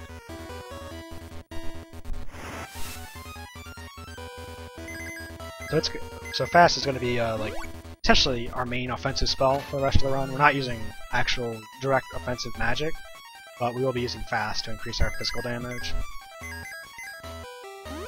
And we're using, as a weapon, we're using X-Kick, because beasts have a 50% extra modifier on martial arts techniques. X-Kick is one of. So we get some extra damage out of it.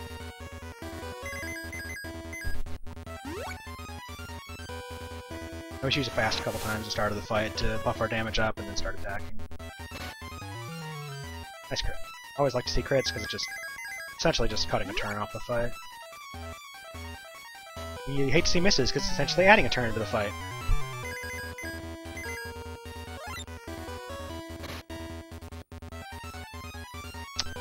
I believe this game was remade on DS, yeah?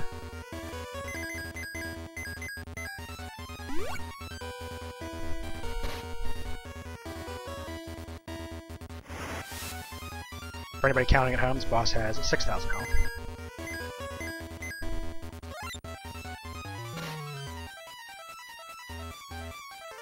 And is dead.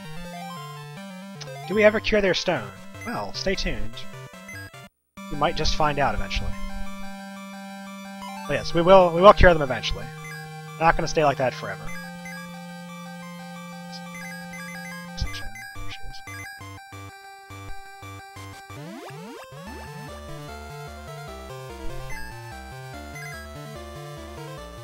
So this is what we came to Floatland for. We needed to get X-Plane and radio. X-Plane.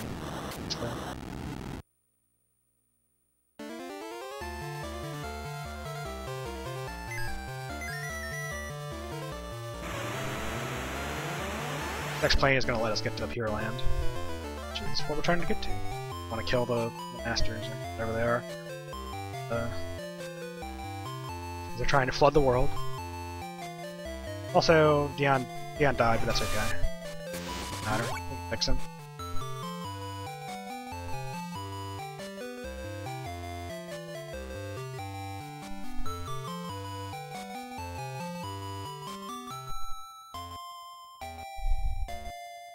And he's back, good as new. Nothing ever happened. I'm sure nothing will ever happen to him again.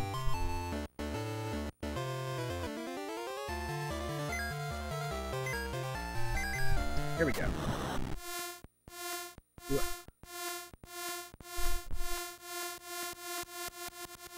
Something crazy happens.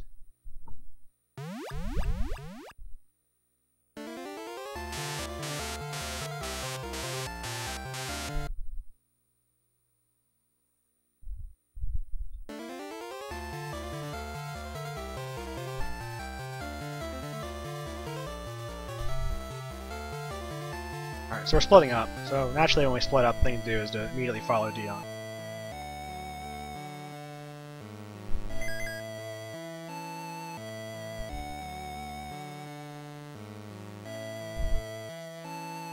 See, he's getting your way. We're gonna pick up a couple random little items here.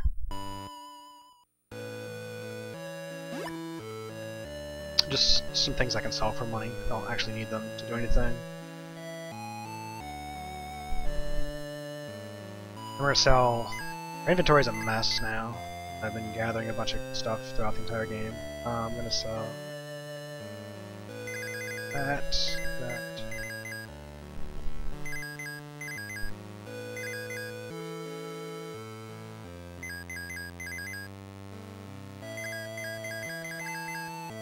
Should be about everything. As you see, I got almost to the very end of my inventory there.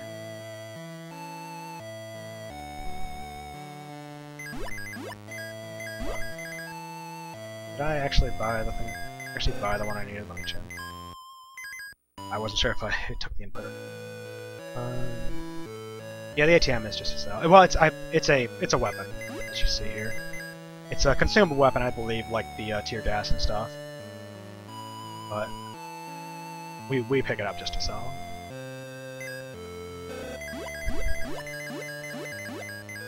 Restock on elixirs. That's it for our shopping trip here.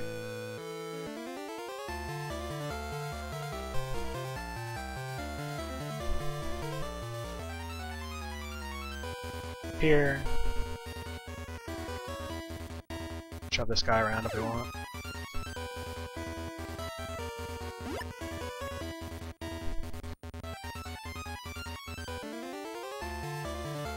Yes, exactly. Automated teller machine, like I said. That's why it has money in it. It's just saved in case something stupid happens. Like anything stupid will happen, but I'm not gonna actually manipulate this part. It would questionably be worth it, maybe, but I'm gonna be picking up a couple chests here, so it would be very short segments. This first one, probably worth it, but I'm gonna bother. Just play the game a little bit. Just grab a couple extra things to sell.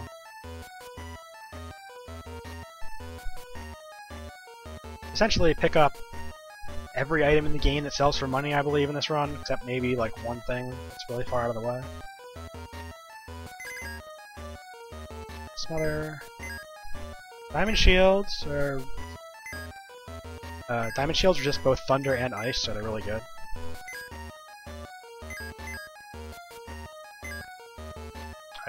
I put mage armor on. Oh, God. So mage armor blocks confusion, breach blocks poison. Those are both status effects that are usable by this boss, so we want to block those. And diamond, of course, like I said, resists both thunder and lightning. It's just generally useful to have on. This boss will almost always unexpected attack you, which all works out.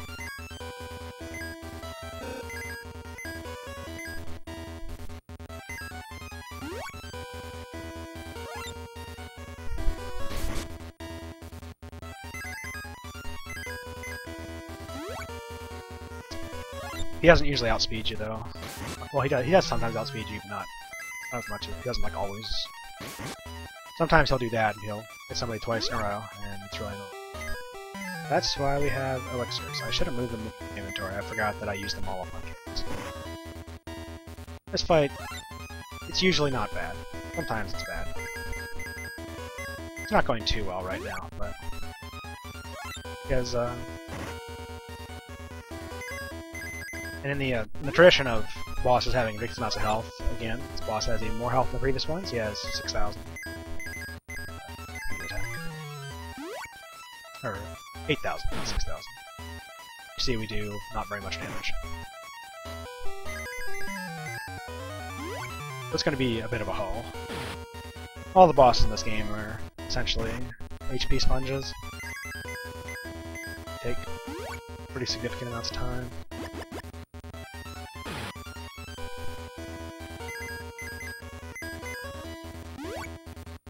And there we got a free turn because he used one of the stats abilities he has. Immune to.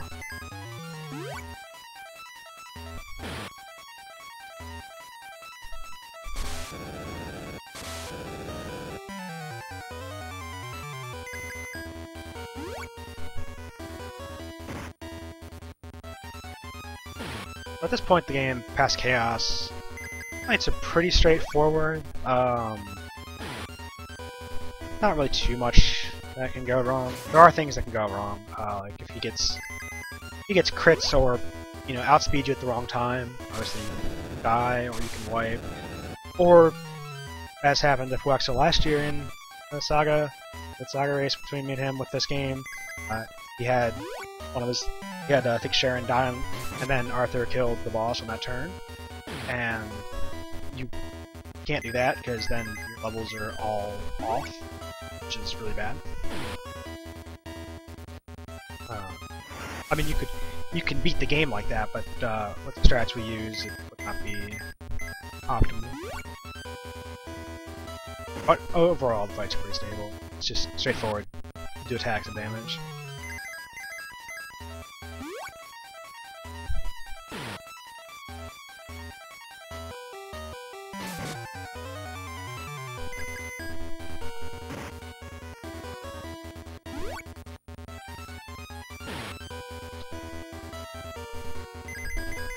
It's just more about how many fast can you get in.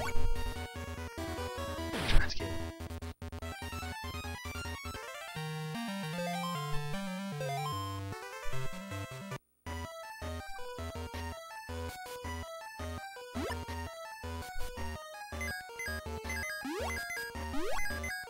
just heal up just in case something happens and save.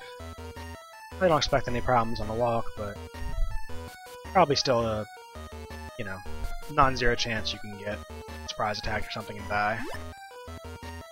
No reason to risk anything.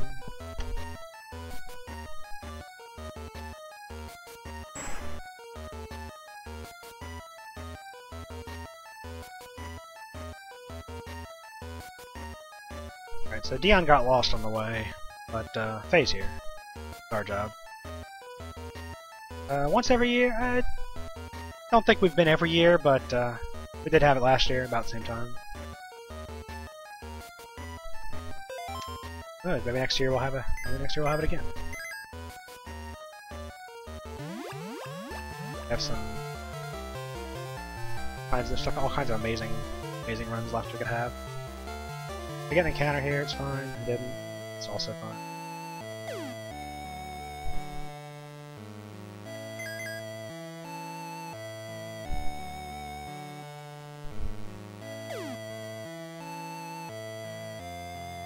Kryptonized party, get on.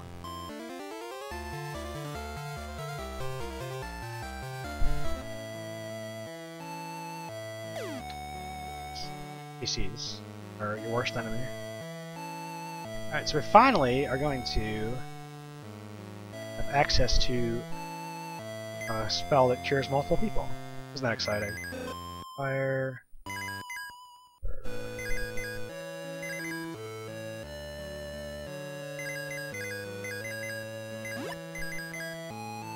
I don't have Cure.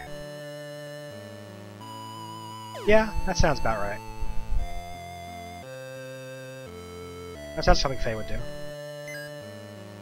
We buy one scar, one mirror shield.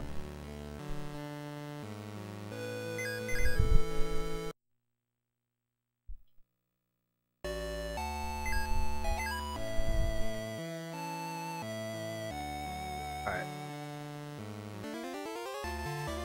So, there's a mechanic in this game, the feature, I guess, of the game is that you actually cannot get more than one level in a fight. So right now, Arthur and Sharon both have enough XP to level up, but unless I win a fight, they will not level up. So, we're gonna fight a random encounter on our way up here, and have them level up.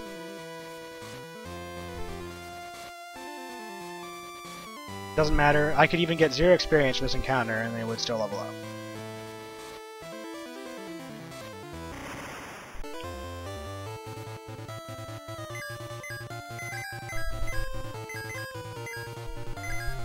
Yep, Faye has exit. Here, you'll see, she even knows how to cast exit.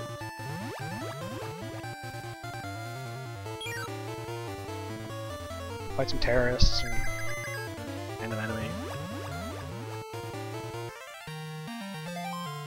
I got 55 experience, but I still leveled up. It's fine. I got another earring. That's great. That's gonna screw up all the minions, probably.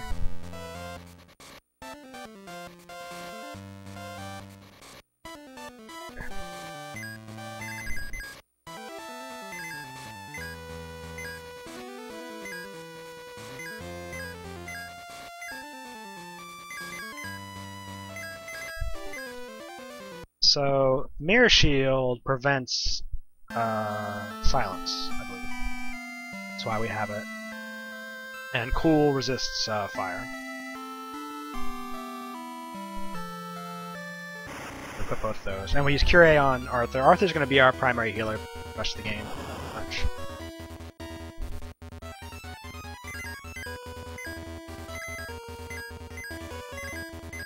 But more importantly, Sharon has become a Lizduke, which is basically the prize for our beast routing.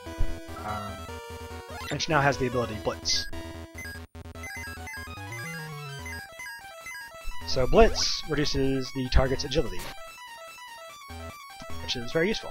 Because now we can make, whenever we have access to Blitz, we can make bosses slower. Which obviously means that we can spend a lot less time, we don't have to worry about preemptively healing and things. We can just heal the damage we take, and put the rest of our effort into actually damaging the boss.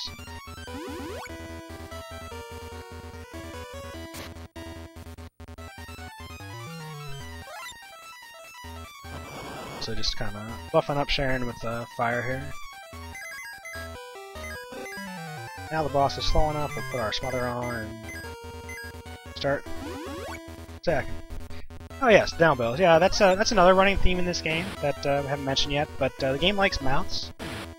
Many enemies have very large numbers of mouths. They fasted the wrong person, so Arthur can be stronger now when he pushes people with his PSI. Yeah, you'll notice a lot of mouths on some enemies.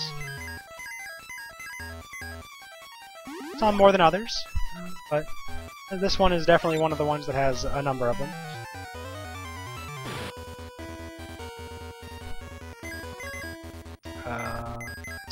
Good life.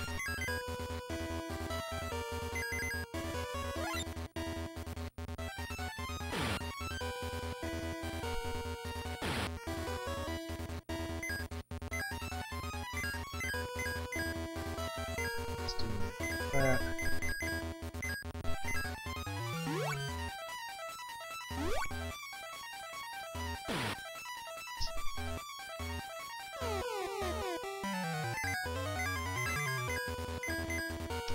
So after a while, probably about now, we'll stop using fast.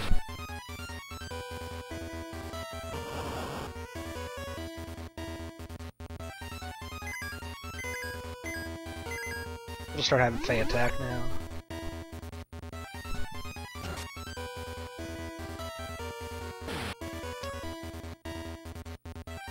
So fast, it adds like a fixed amount of damage. It changes depending on like the boss and your stats or something. I don't actually know how it all works out, but we'll add like 40 or 50 damage to every time you use it. So after a while, Faye's 440 damage here that she does with her attack will be a little bit more useful than casting another fast.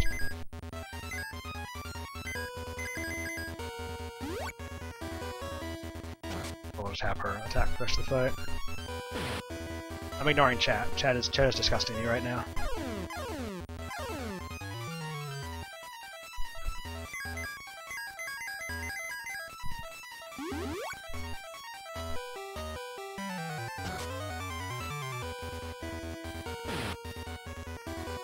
Nice, that's a good crit.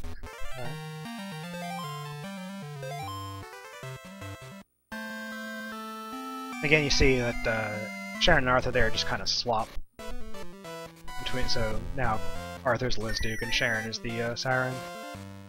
So at either, I think it's even levels they swap, and then at odd levels they become two different things. And we get the Durand. We finally have a real weapon. Also the Talon's there, but we don't really care about Talon.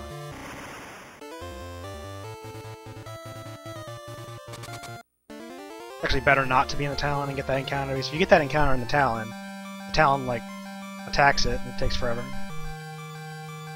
So. Speed armor. Put our speed armor back on so we're faster. Earring back on. 2 earrings, which is really obnoxious. Healed up. Alright, so we just fought a boss with 10,000 health, so the first thing you do after fighting a boss 10,000 health is, of course, fight a boss with 16,000 health. I'm just gonna hope that everything goes well. Yes. We're gonna use Blitz once. That's all we need. All we really need here. It's pretty slow.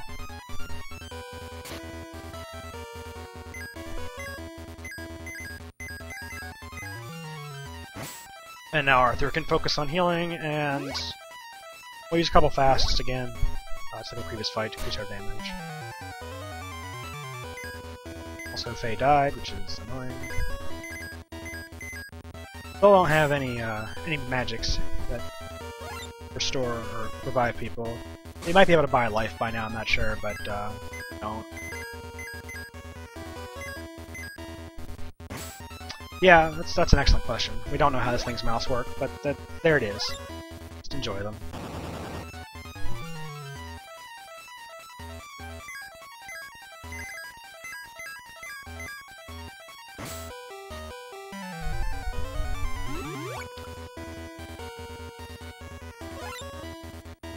Not too much to say. This is pretty much the same as the previous fight, where we're going to be using that.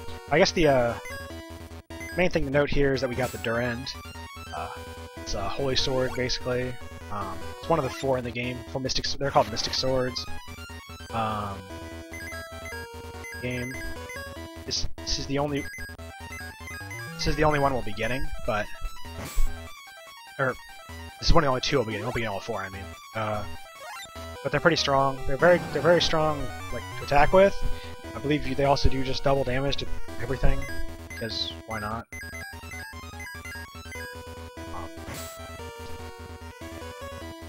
And unlike most other weapons have a lot of bosses will have resistances to the property damage. I think it's called in the game. But Mystic Swords are exempt from that, so you'll do full damage to all the bosses. Pretty much there's no reason to use anything else.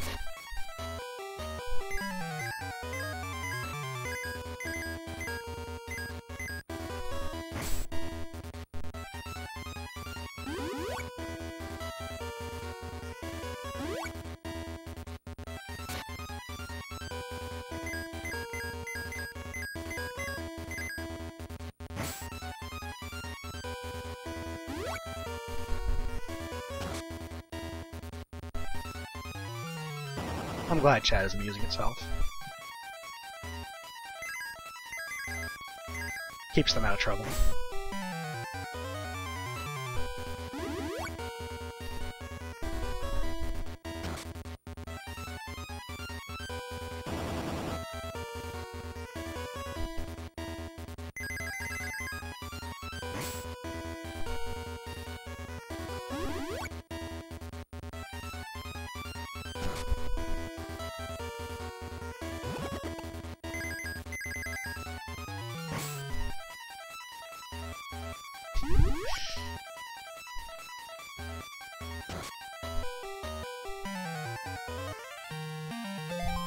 Alright, that was the boss. We're done fighting bosses for, you know, a minute or 2.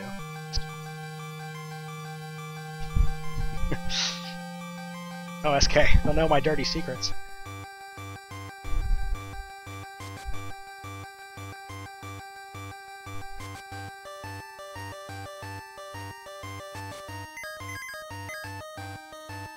Alright.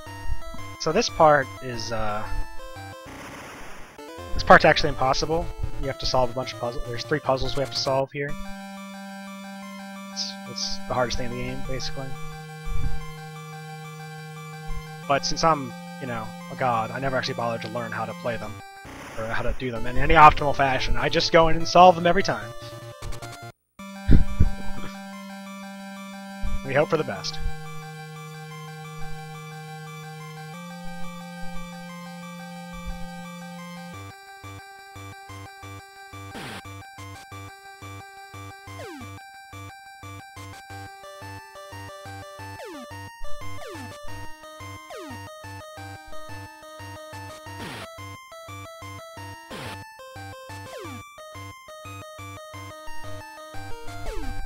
That seemed optimal, right?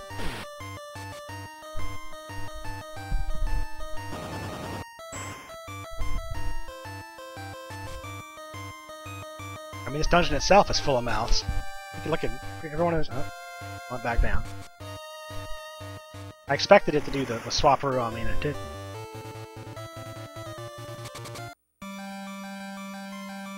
That chest there, we don't want that one. That one has one of the little fire, air, element crystals or whatever in it that you use in this game. You would use them to craft stuff, but that takes it slow and useless, so we're not going to be doing that.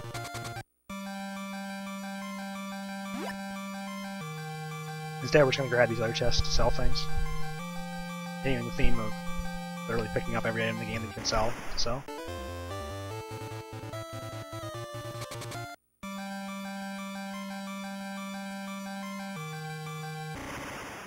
Also getting 10,000 encounters, which thankfully don't matter at all.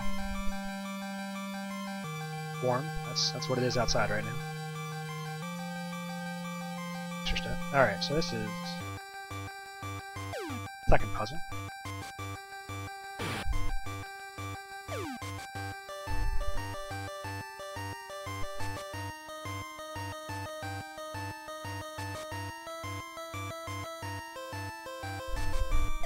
Puzzle would probably be very hard if you couldn't jump over the rocks.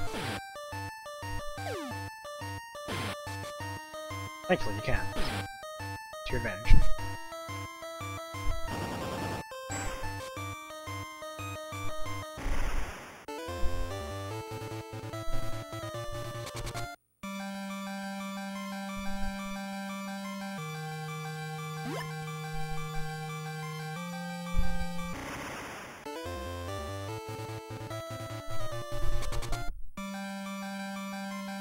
At this point, you have this and Mystic Quest were the same team, so a lot of similarities.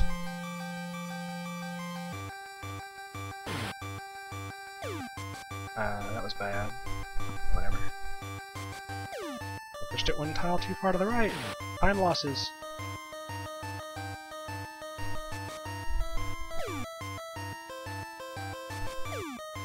That's it for the puzzles.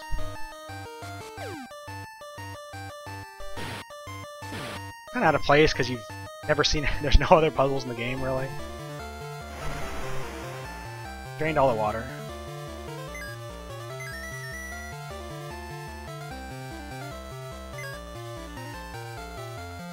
Graceful. Alright, so you're gonna get to see why getting encounters with the Talon is really unfortunate. Because this happens, then this happens. Then the enemy boarded the Talon. And then you run away, because that makes sense.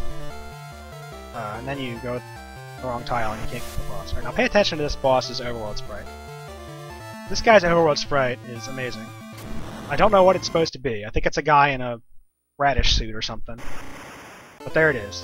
It's incredible.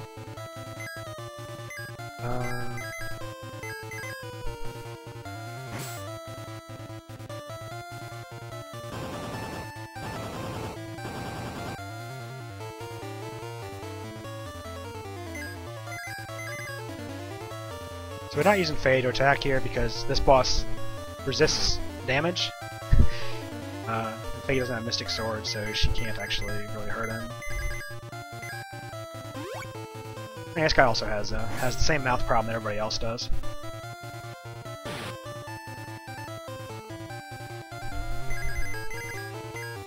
I guess I never talked about it, but Cure A is like Cure 1, restores 30% of the health of the whole party, as opposed to Cure 2, which restores 30% to one person. Just figured I should mention that before we get rid of Cure A here in a couple minutes.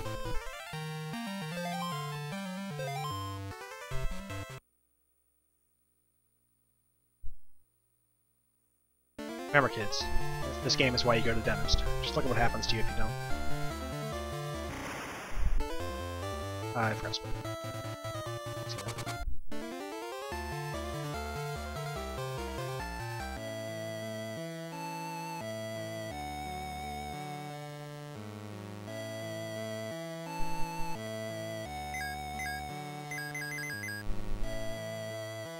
Why do I have a morph party? Because beasts are better.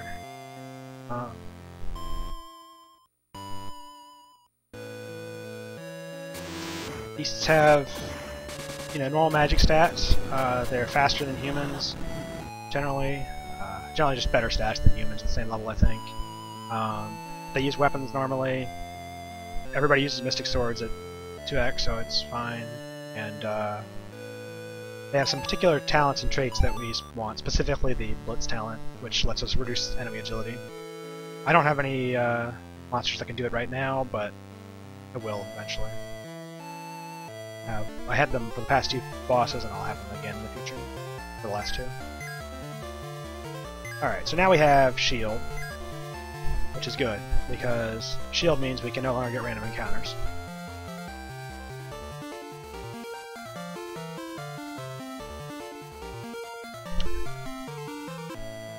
We're gonna go here, and this is why we need Faye. Solely to do this. For whatever reason, Faye is the only person that can draw the Excalibur. And there we go. That's why everybody needs Faye. This is where you would perform one of the glitches in a glitch speedrun. See this this barrier here. You can't actually go here, but if you pause, get back on your ship or whatever at the right frame, skip over the barrier. But we can't do that, so instead we're going to have to go around a long way, as the game intended. Keep us good. Right, so the other glitch that I kind of didn't talk about at the time, but back in the future, you can actually use an NPC to push you over the guy that asks you for the password, and skip going down to talk to Myron. So I think that's the other sequence breaking glitch that's used in the 80% run that we didn't do. They don't really affect the actual game. You don't really skip any bosses or anything. It just story triggers out. Forgot something important here. So this is very important.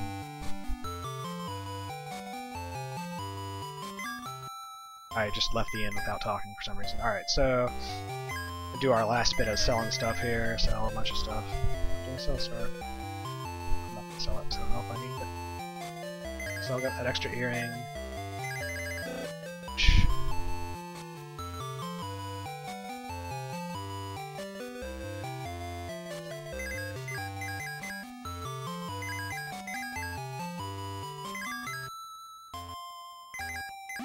There we go.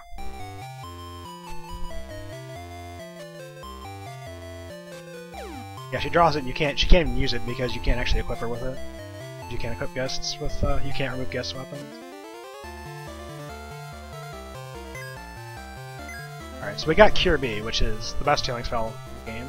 It's Cure 2 on all party members, so it does 60% of your max HP to everybody, which is really good.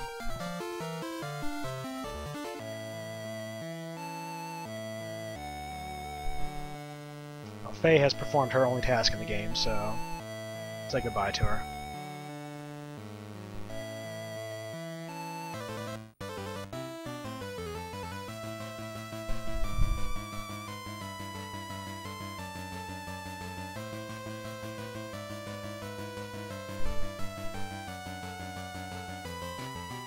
Alright, let's see if we can do this. This is a long one.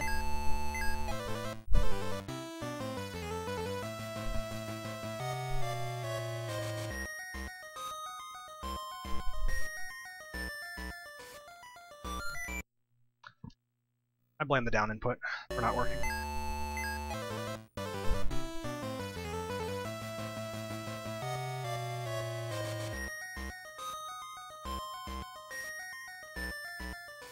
Yeah, there's some like mushrooms and stuff. You can actually like go inside them for some reason. Little mini dungeons. Just have stuff in them.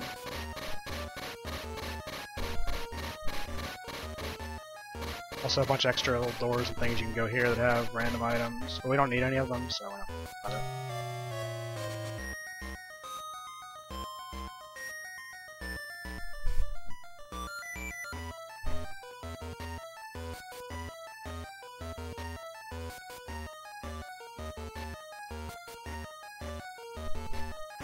And we'll get our encounter here.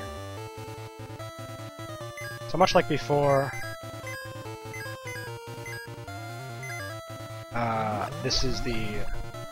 I have enough XP to hit the next level, but I can only get one level at a time. So I have enough XP to hit the next level. So I'm just going to fight this one encounter here, and it doesn't matter. Exit. If something is exited, it doesn't actually give you XP or gold, but it doesn't matter. Even if I exited every enemy, change anything. Use morph. So forgot to use QB early too.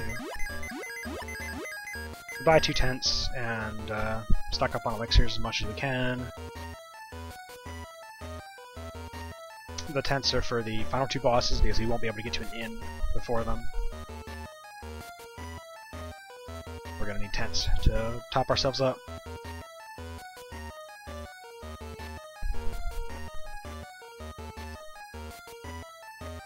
Just always stocking up on elixirs. Always useful to have. Here's the counter, but the guys are back. We don't need them.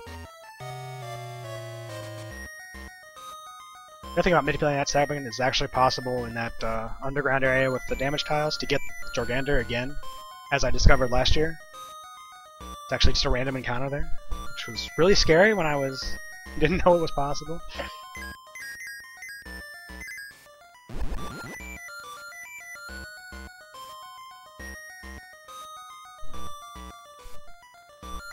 It worked. No.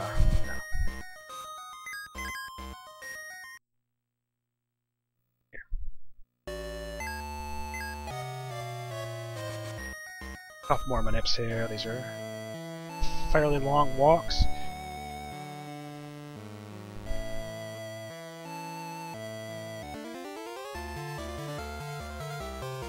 Not only is this a fairly long walk, but the next dungeon does have encounters that I can't run from sometimes.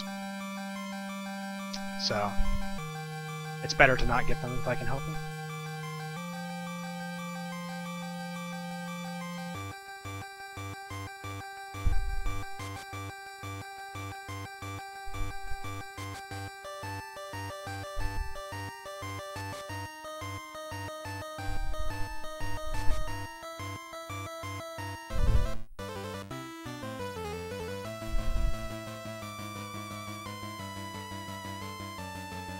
Alright.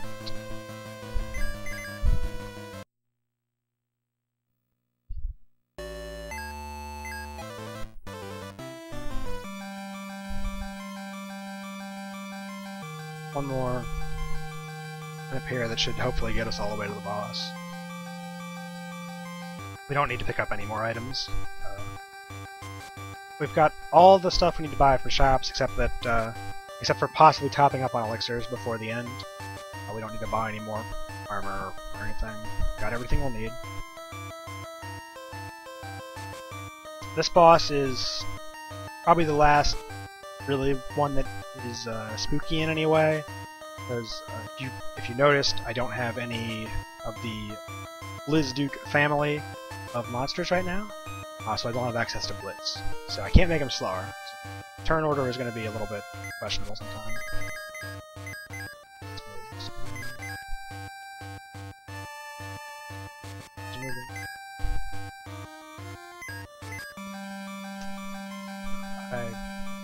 I skip something. Scarf over. That's what it was.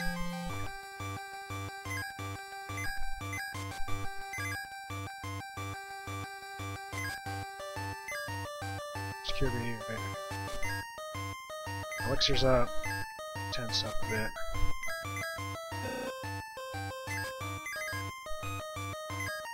Okay. Move the Excalibur out. I need to heal. Alright, we're good. My inventory was kind of a mess there for some reason. My inventory is always a mess in this category. So much crap. Thankfully, somebody put a bomb in Dion, so you can love this thing. See you, Dion. It's been nice knowing you.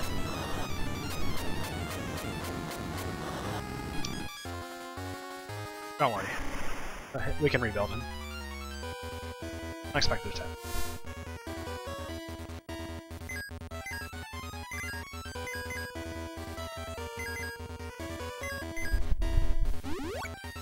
This is all day, yeah. Probably going till, I don't know, past midnight Eastern, I think. Be here for a while. I got 2 or 3 games after, I think 3 games after this still. The schedule, if you use the exclamation point schedule command, it will let you know what's going on.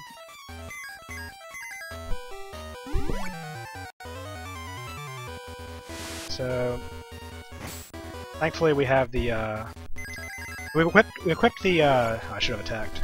We equipped the scarf on, Arthur, which prevents,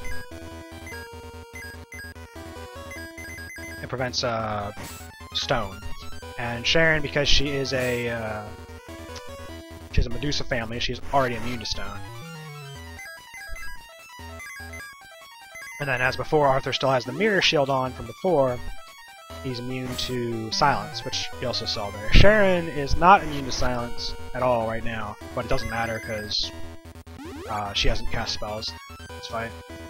All she's here to do is swing the Excalibur at Agron. This boss can go kind of badly if because he can outturn you. Again, I can't make him slower. I don't have any way to do it, so he can sometimes, if he goes second and then goes first with like acid or something that does damage to you, he can kill people. He can wipe. Typically don't. Got a lot of elixirs to revive if I need to.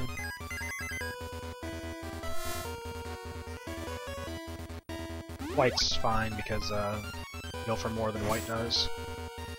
Because again, Cure 2 does 60% of your max HP. I should have attacked. Tier 2 does 60% of your max HP. So attack does less than that. Fine.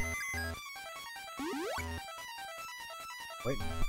Gotta wait for the remake or the port or whatever it is to come out. We can have it next year. Whichever one it was announced at E3. It was 3, right? There we have... Sharon is now muted, but it doesn't matter at all, because she's not going to cast any spells.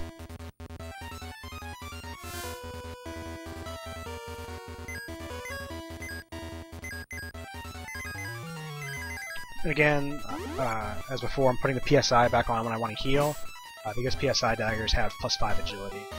And I want to maximize the chances that Arthur goes before Agron to minimize, to it reduces the number of bad things that can happen.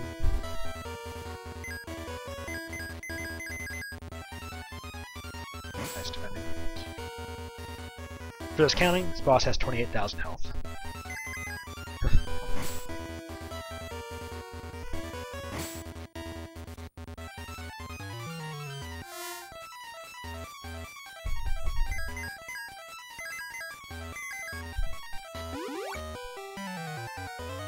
Yeah, it tends to be pretty long.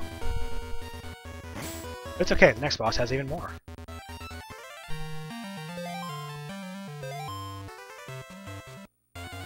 Alright.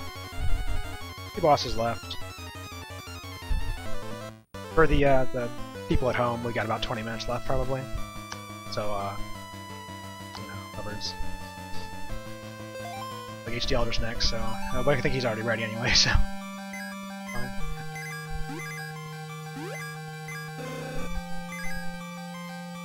Yeah, I think SaGa has like 55k. I have it in my notes. I'll know when I scroll down enough to get to it. I don't remember it offhand though. Let's see. Did I see that I had 9 Elixir? We're good to go. I could stop and top off my Elixirs if I needed to, but I don't need to, so we're not going to.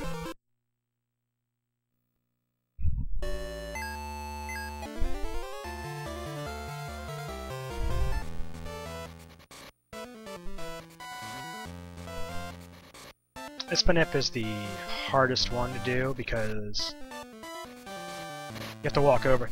Which damage tiles you walk over changes what happens, and when you walk over them too. It's not just the total number. So it's a pain. This doesn't really matter if I get it wrong, but I do need to fight one more encounter to get my last level up. And we're going to hopefully get it up here right at the very end.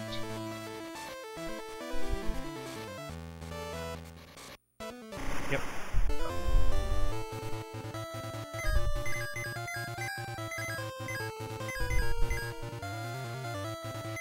Specifically targeting stuff here because the tires are immune to both stone and fatal. The only thing I had that can kill them is exit.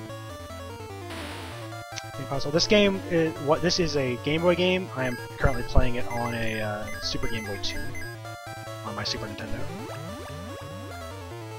but it is originally a Game Boy game. All right, so that's our last level up that we need to get.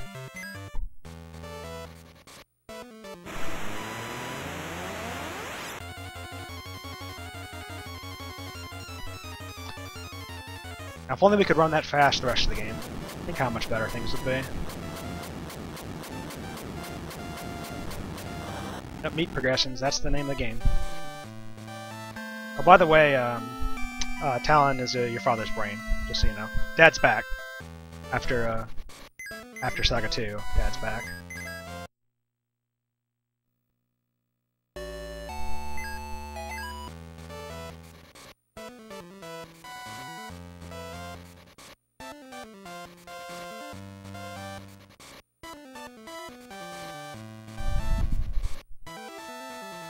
Yeah, he's a spaceship. A time-traveling spaceship, actually. Not just a spaceship.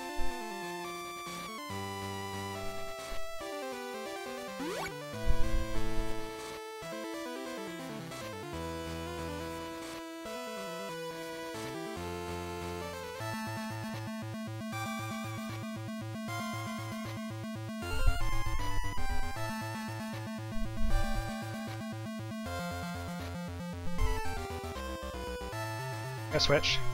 Push? Why not? Who wouldn't push a switch? New game.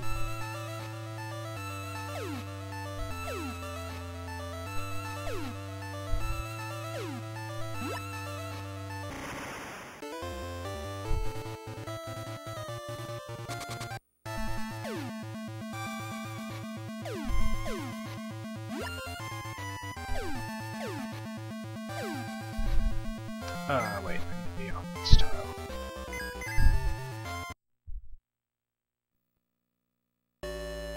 Alright. Second to last Manip as well.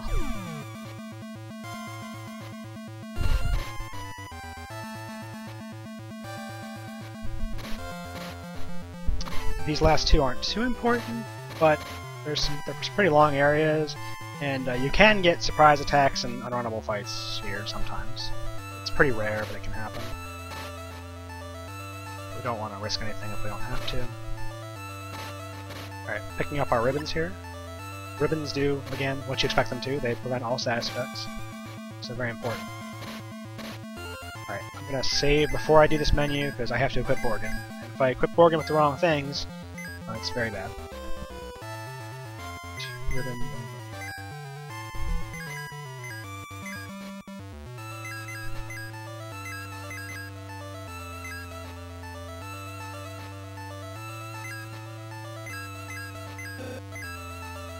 Here.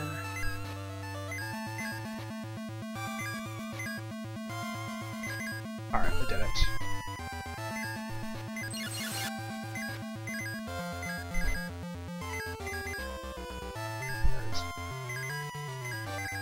Alright, here we go. And for Baller.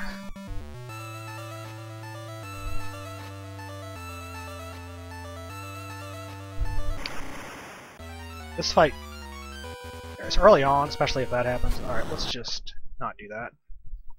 That's the only real bad thing that can happen on the first turn. So let's just not do that.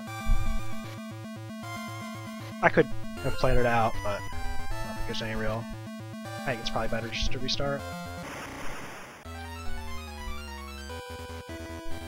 That's better. I'll take that.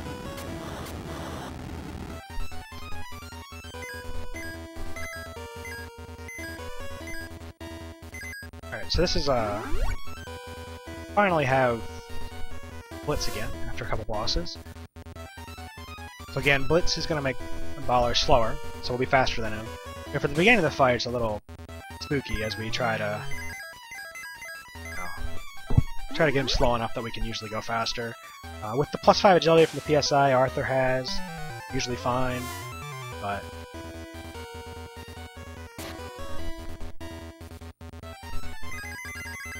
even if somebody dies, not a big deal. I have 9 elixirs to catch up with. Morgan also knows life as well. Arthur's dead, that's fine. I was playing a little bit risky there to get extra damage in with Morgan. Let's use elixir.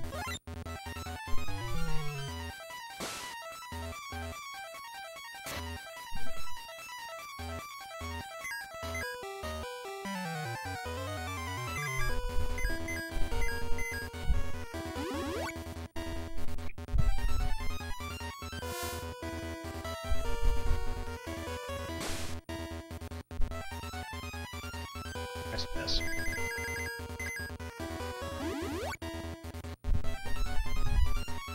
There's no need to play this fight extremely safe because we got tons of ways to recover from anything bad happening. Might as well just it's 5? You're 4 or 5.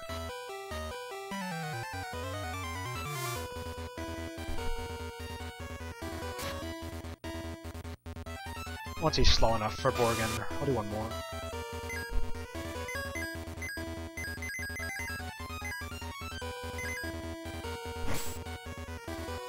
Try to transition to mostly having Borgin do all the healing, because Arthur will be able to use Durand to do more damage than White. DK Virus is a free turn because we all have ribbons. It inflicts 2 random status effects.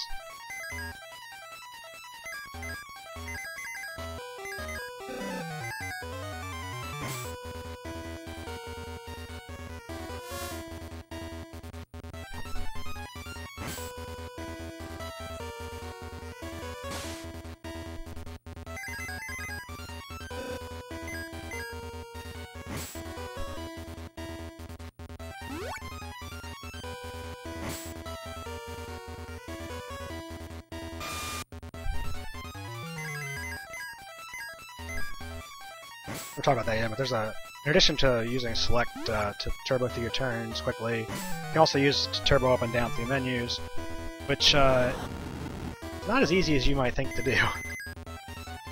Because you have to press up and down and select and A all at the same time, which takes more fingers than I have. I don't like doing piano controls. But that's something you can do if you want to be really optimal with your menuing, is holding select while you're scrolling through stuff. I try to do it here at the end because Borgin's magic menu is really, really long. Because he knows a lot of stuff. And if you want to use him to heal, sometimes you want him to use Cure, which is down near the bottom. Sometimes you want him to use Light, which is up the top.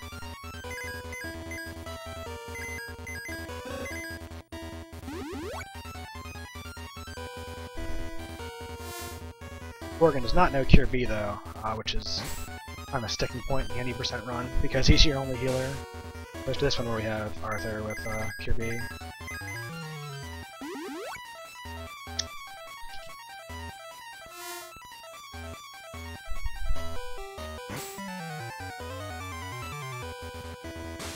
Let's see. For those counting, yeah. This boss has 34,000.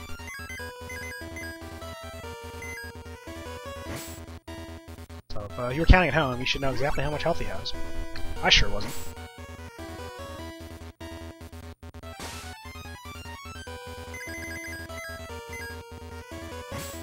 Organ does know Cure 3, which is something we don't buy during the speedrun, which is a full heal.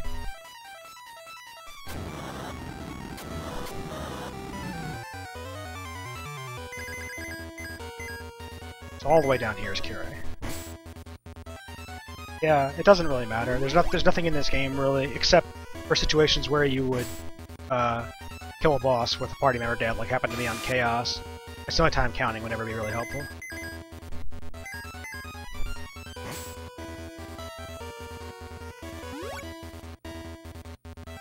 But in general, it doesn't really matter. Just the boss dies when it dies.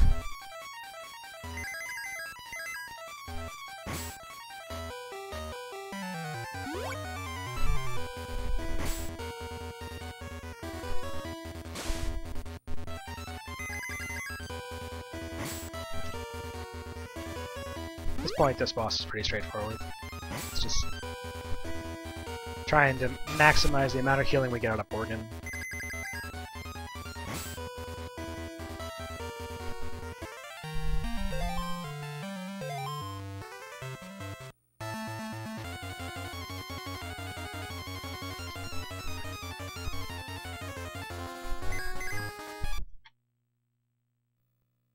One more.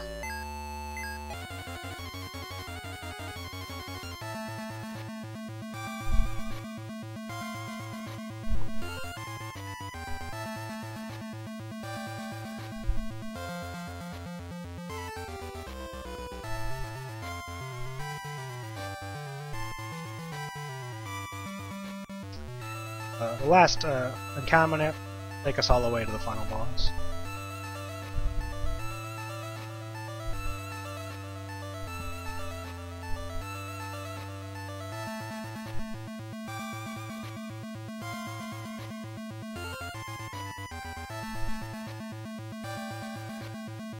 Alright, so it's finally time. I know everybody has waited long for this. The kids are back.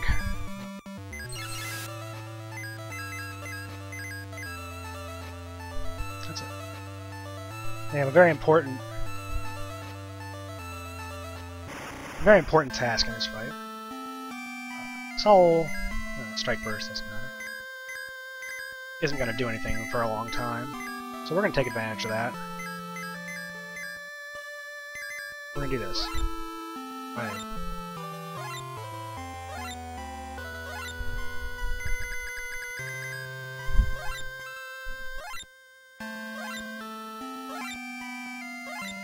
So we're using Fast, which we've seen a number of times to increase attack. We're also using Shell, which we haven't... I'll explain that in a sec, yeah. It does matter, but it doesn't really matter. So we're also using Shell a number of times on Arthur to increase his defense so he can survive DK Force. Anyone there? So the damage you do does sort of matter, but Soul's max HP decreases every turn.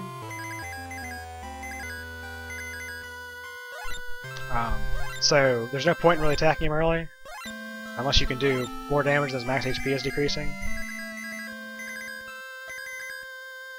So we're waiting a bunch of turns to attack him, until we can essentially kill him in one hit.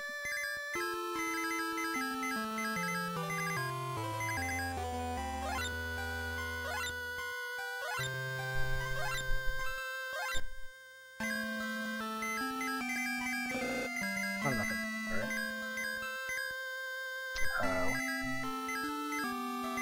Alright.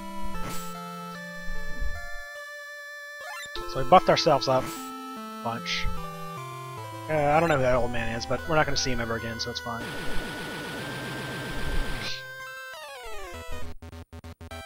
Here's our final boss, who's showing up.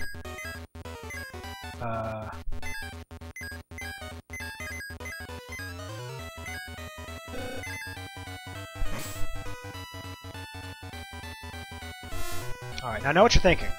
This guy doesn't have any mouths. What is he doing in this speedrun? Just you wait.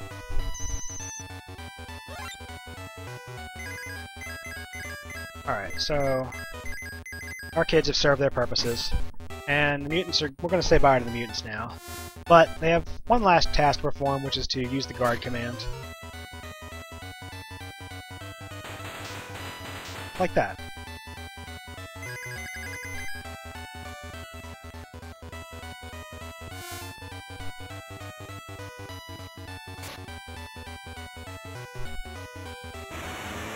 Oh no, what's that noise? So our dad's here too to help us as well, just like before. Our dad's a cool guy. And he's gonna attack with laser, which we never actually equipped on the Talon, but we found it somewhere, so the Talon automatically picks up your strongest weapon and starts using it.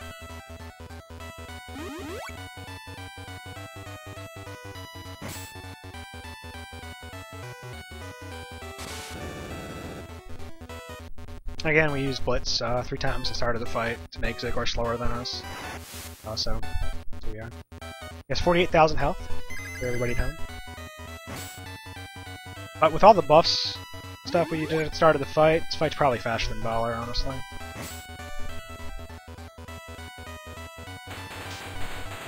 This is why we used all the shells. Specifically for that attack, it makes Arthur survive it.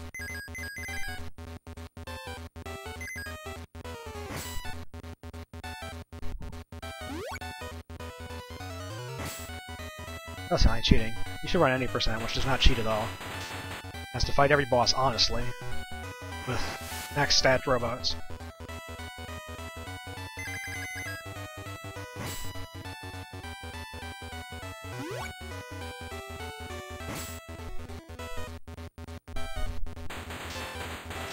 Charon, however, does not survive, as it turns out.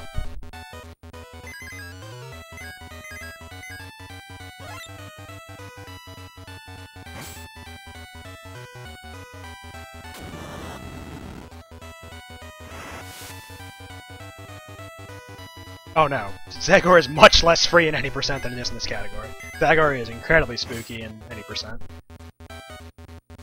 Because you only have Borgin to heal. You have Borgin and whatever elixirs you have left over after Baller.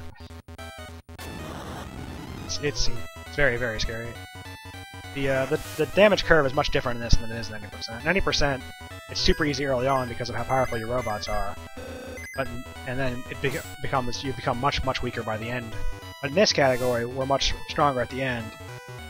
But instead we have the early bosses, especially Chaos, are really hard. It's because of how the differences in the power curves work out in the runs.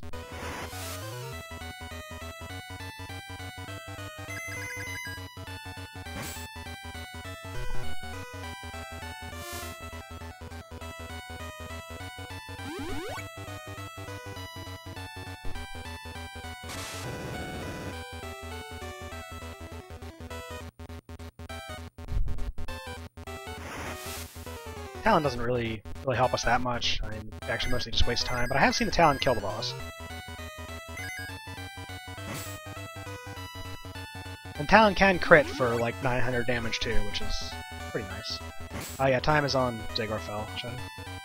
I don't know when it'll happen. He will probably open his mouth sometime before it happens.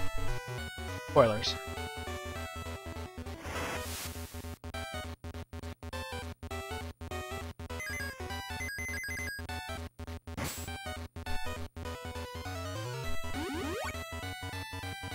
When he does it is kind of random.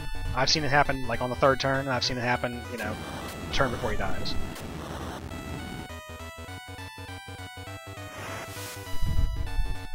This time it's looking like it's going to be a late one.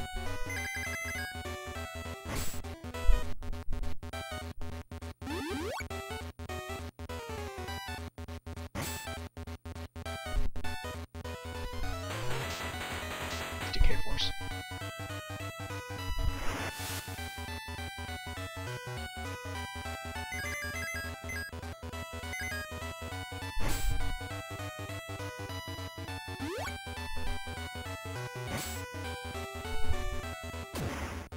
There it is.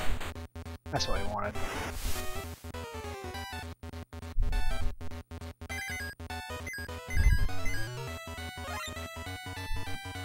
Now it's a real boss.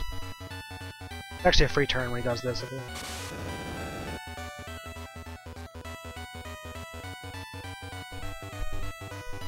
He's also very low on health, I believe.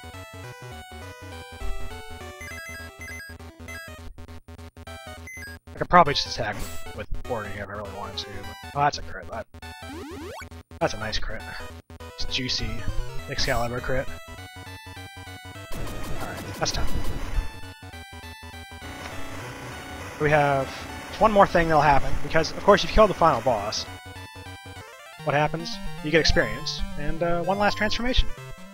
They both turn into the same thing this time, because we've run out of monsters to turn them into, too. So, we don't have enough for them to have a different one every level anymore. And also, the text speed of the ending goes glacially slow for absolutely no reason. But there it is. You can't speed it up.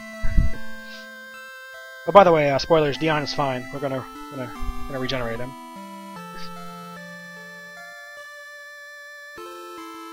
Everything is okay forever. That was it. I hope you enjoyed SaGa 3. Regardless of the fact that it says Final Fantasy Legend 3. This is in fact a SaGa game. Don't let Square's trickery deceive you.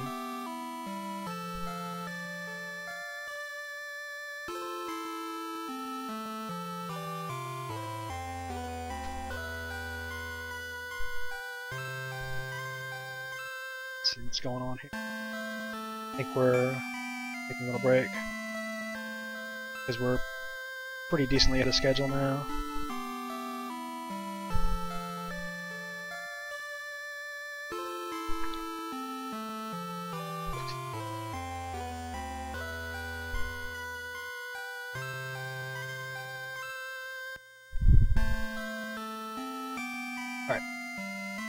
Alright, that looks like I'm done then. We're gonna cut to a break here. We also may have more information for you. But thanks for watching. Hope you enjoyed Legend 3 Glitchless. It's a pretty good run. I only had 6 minutes behind my PB. It's not too bad considering I had a Death to Chaos at the very end of the fight. It's pretty rough. I made a couple mistakes, but overall, pretty happy. Hope you enjoyed. I think it was a pretty good showing. I showed off a lot of the new tech with the manips and stuff from last year. Yeah. Enjoy the rest of the marathon.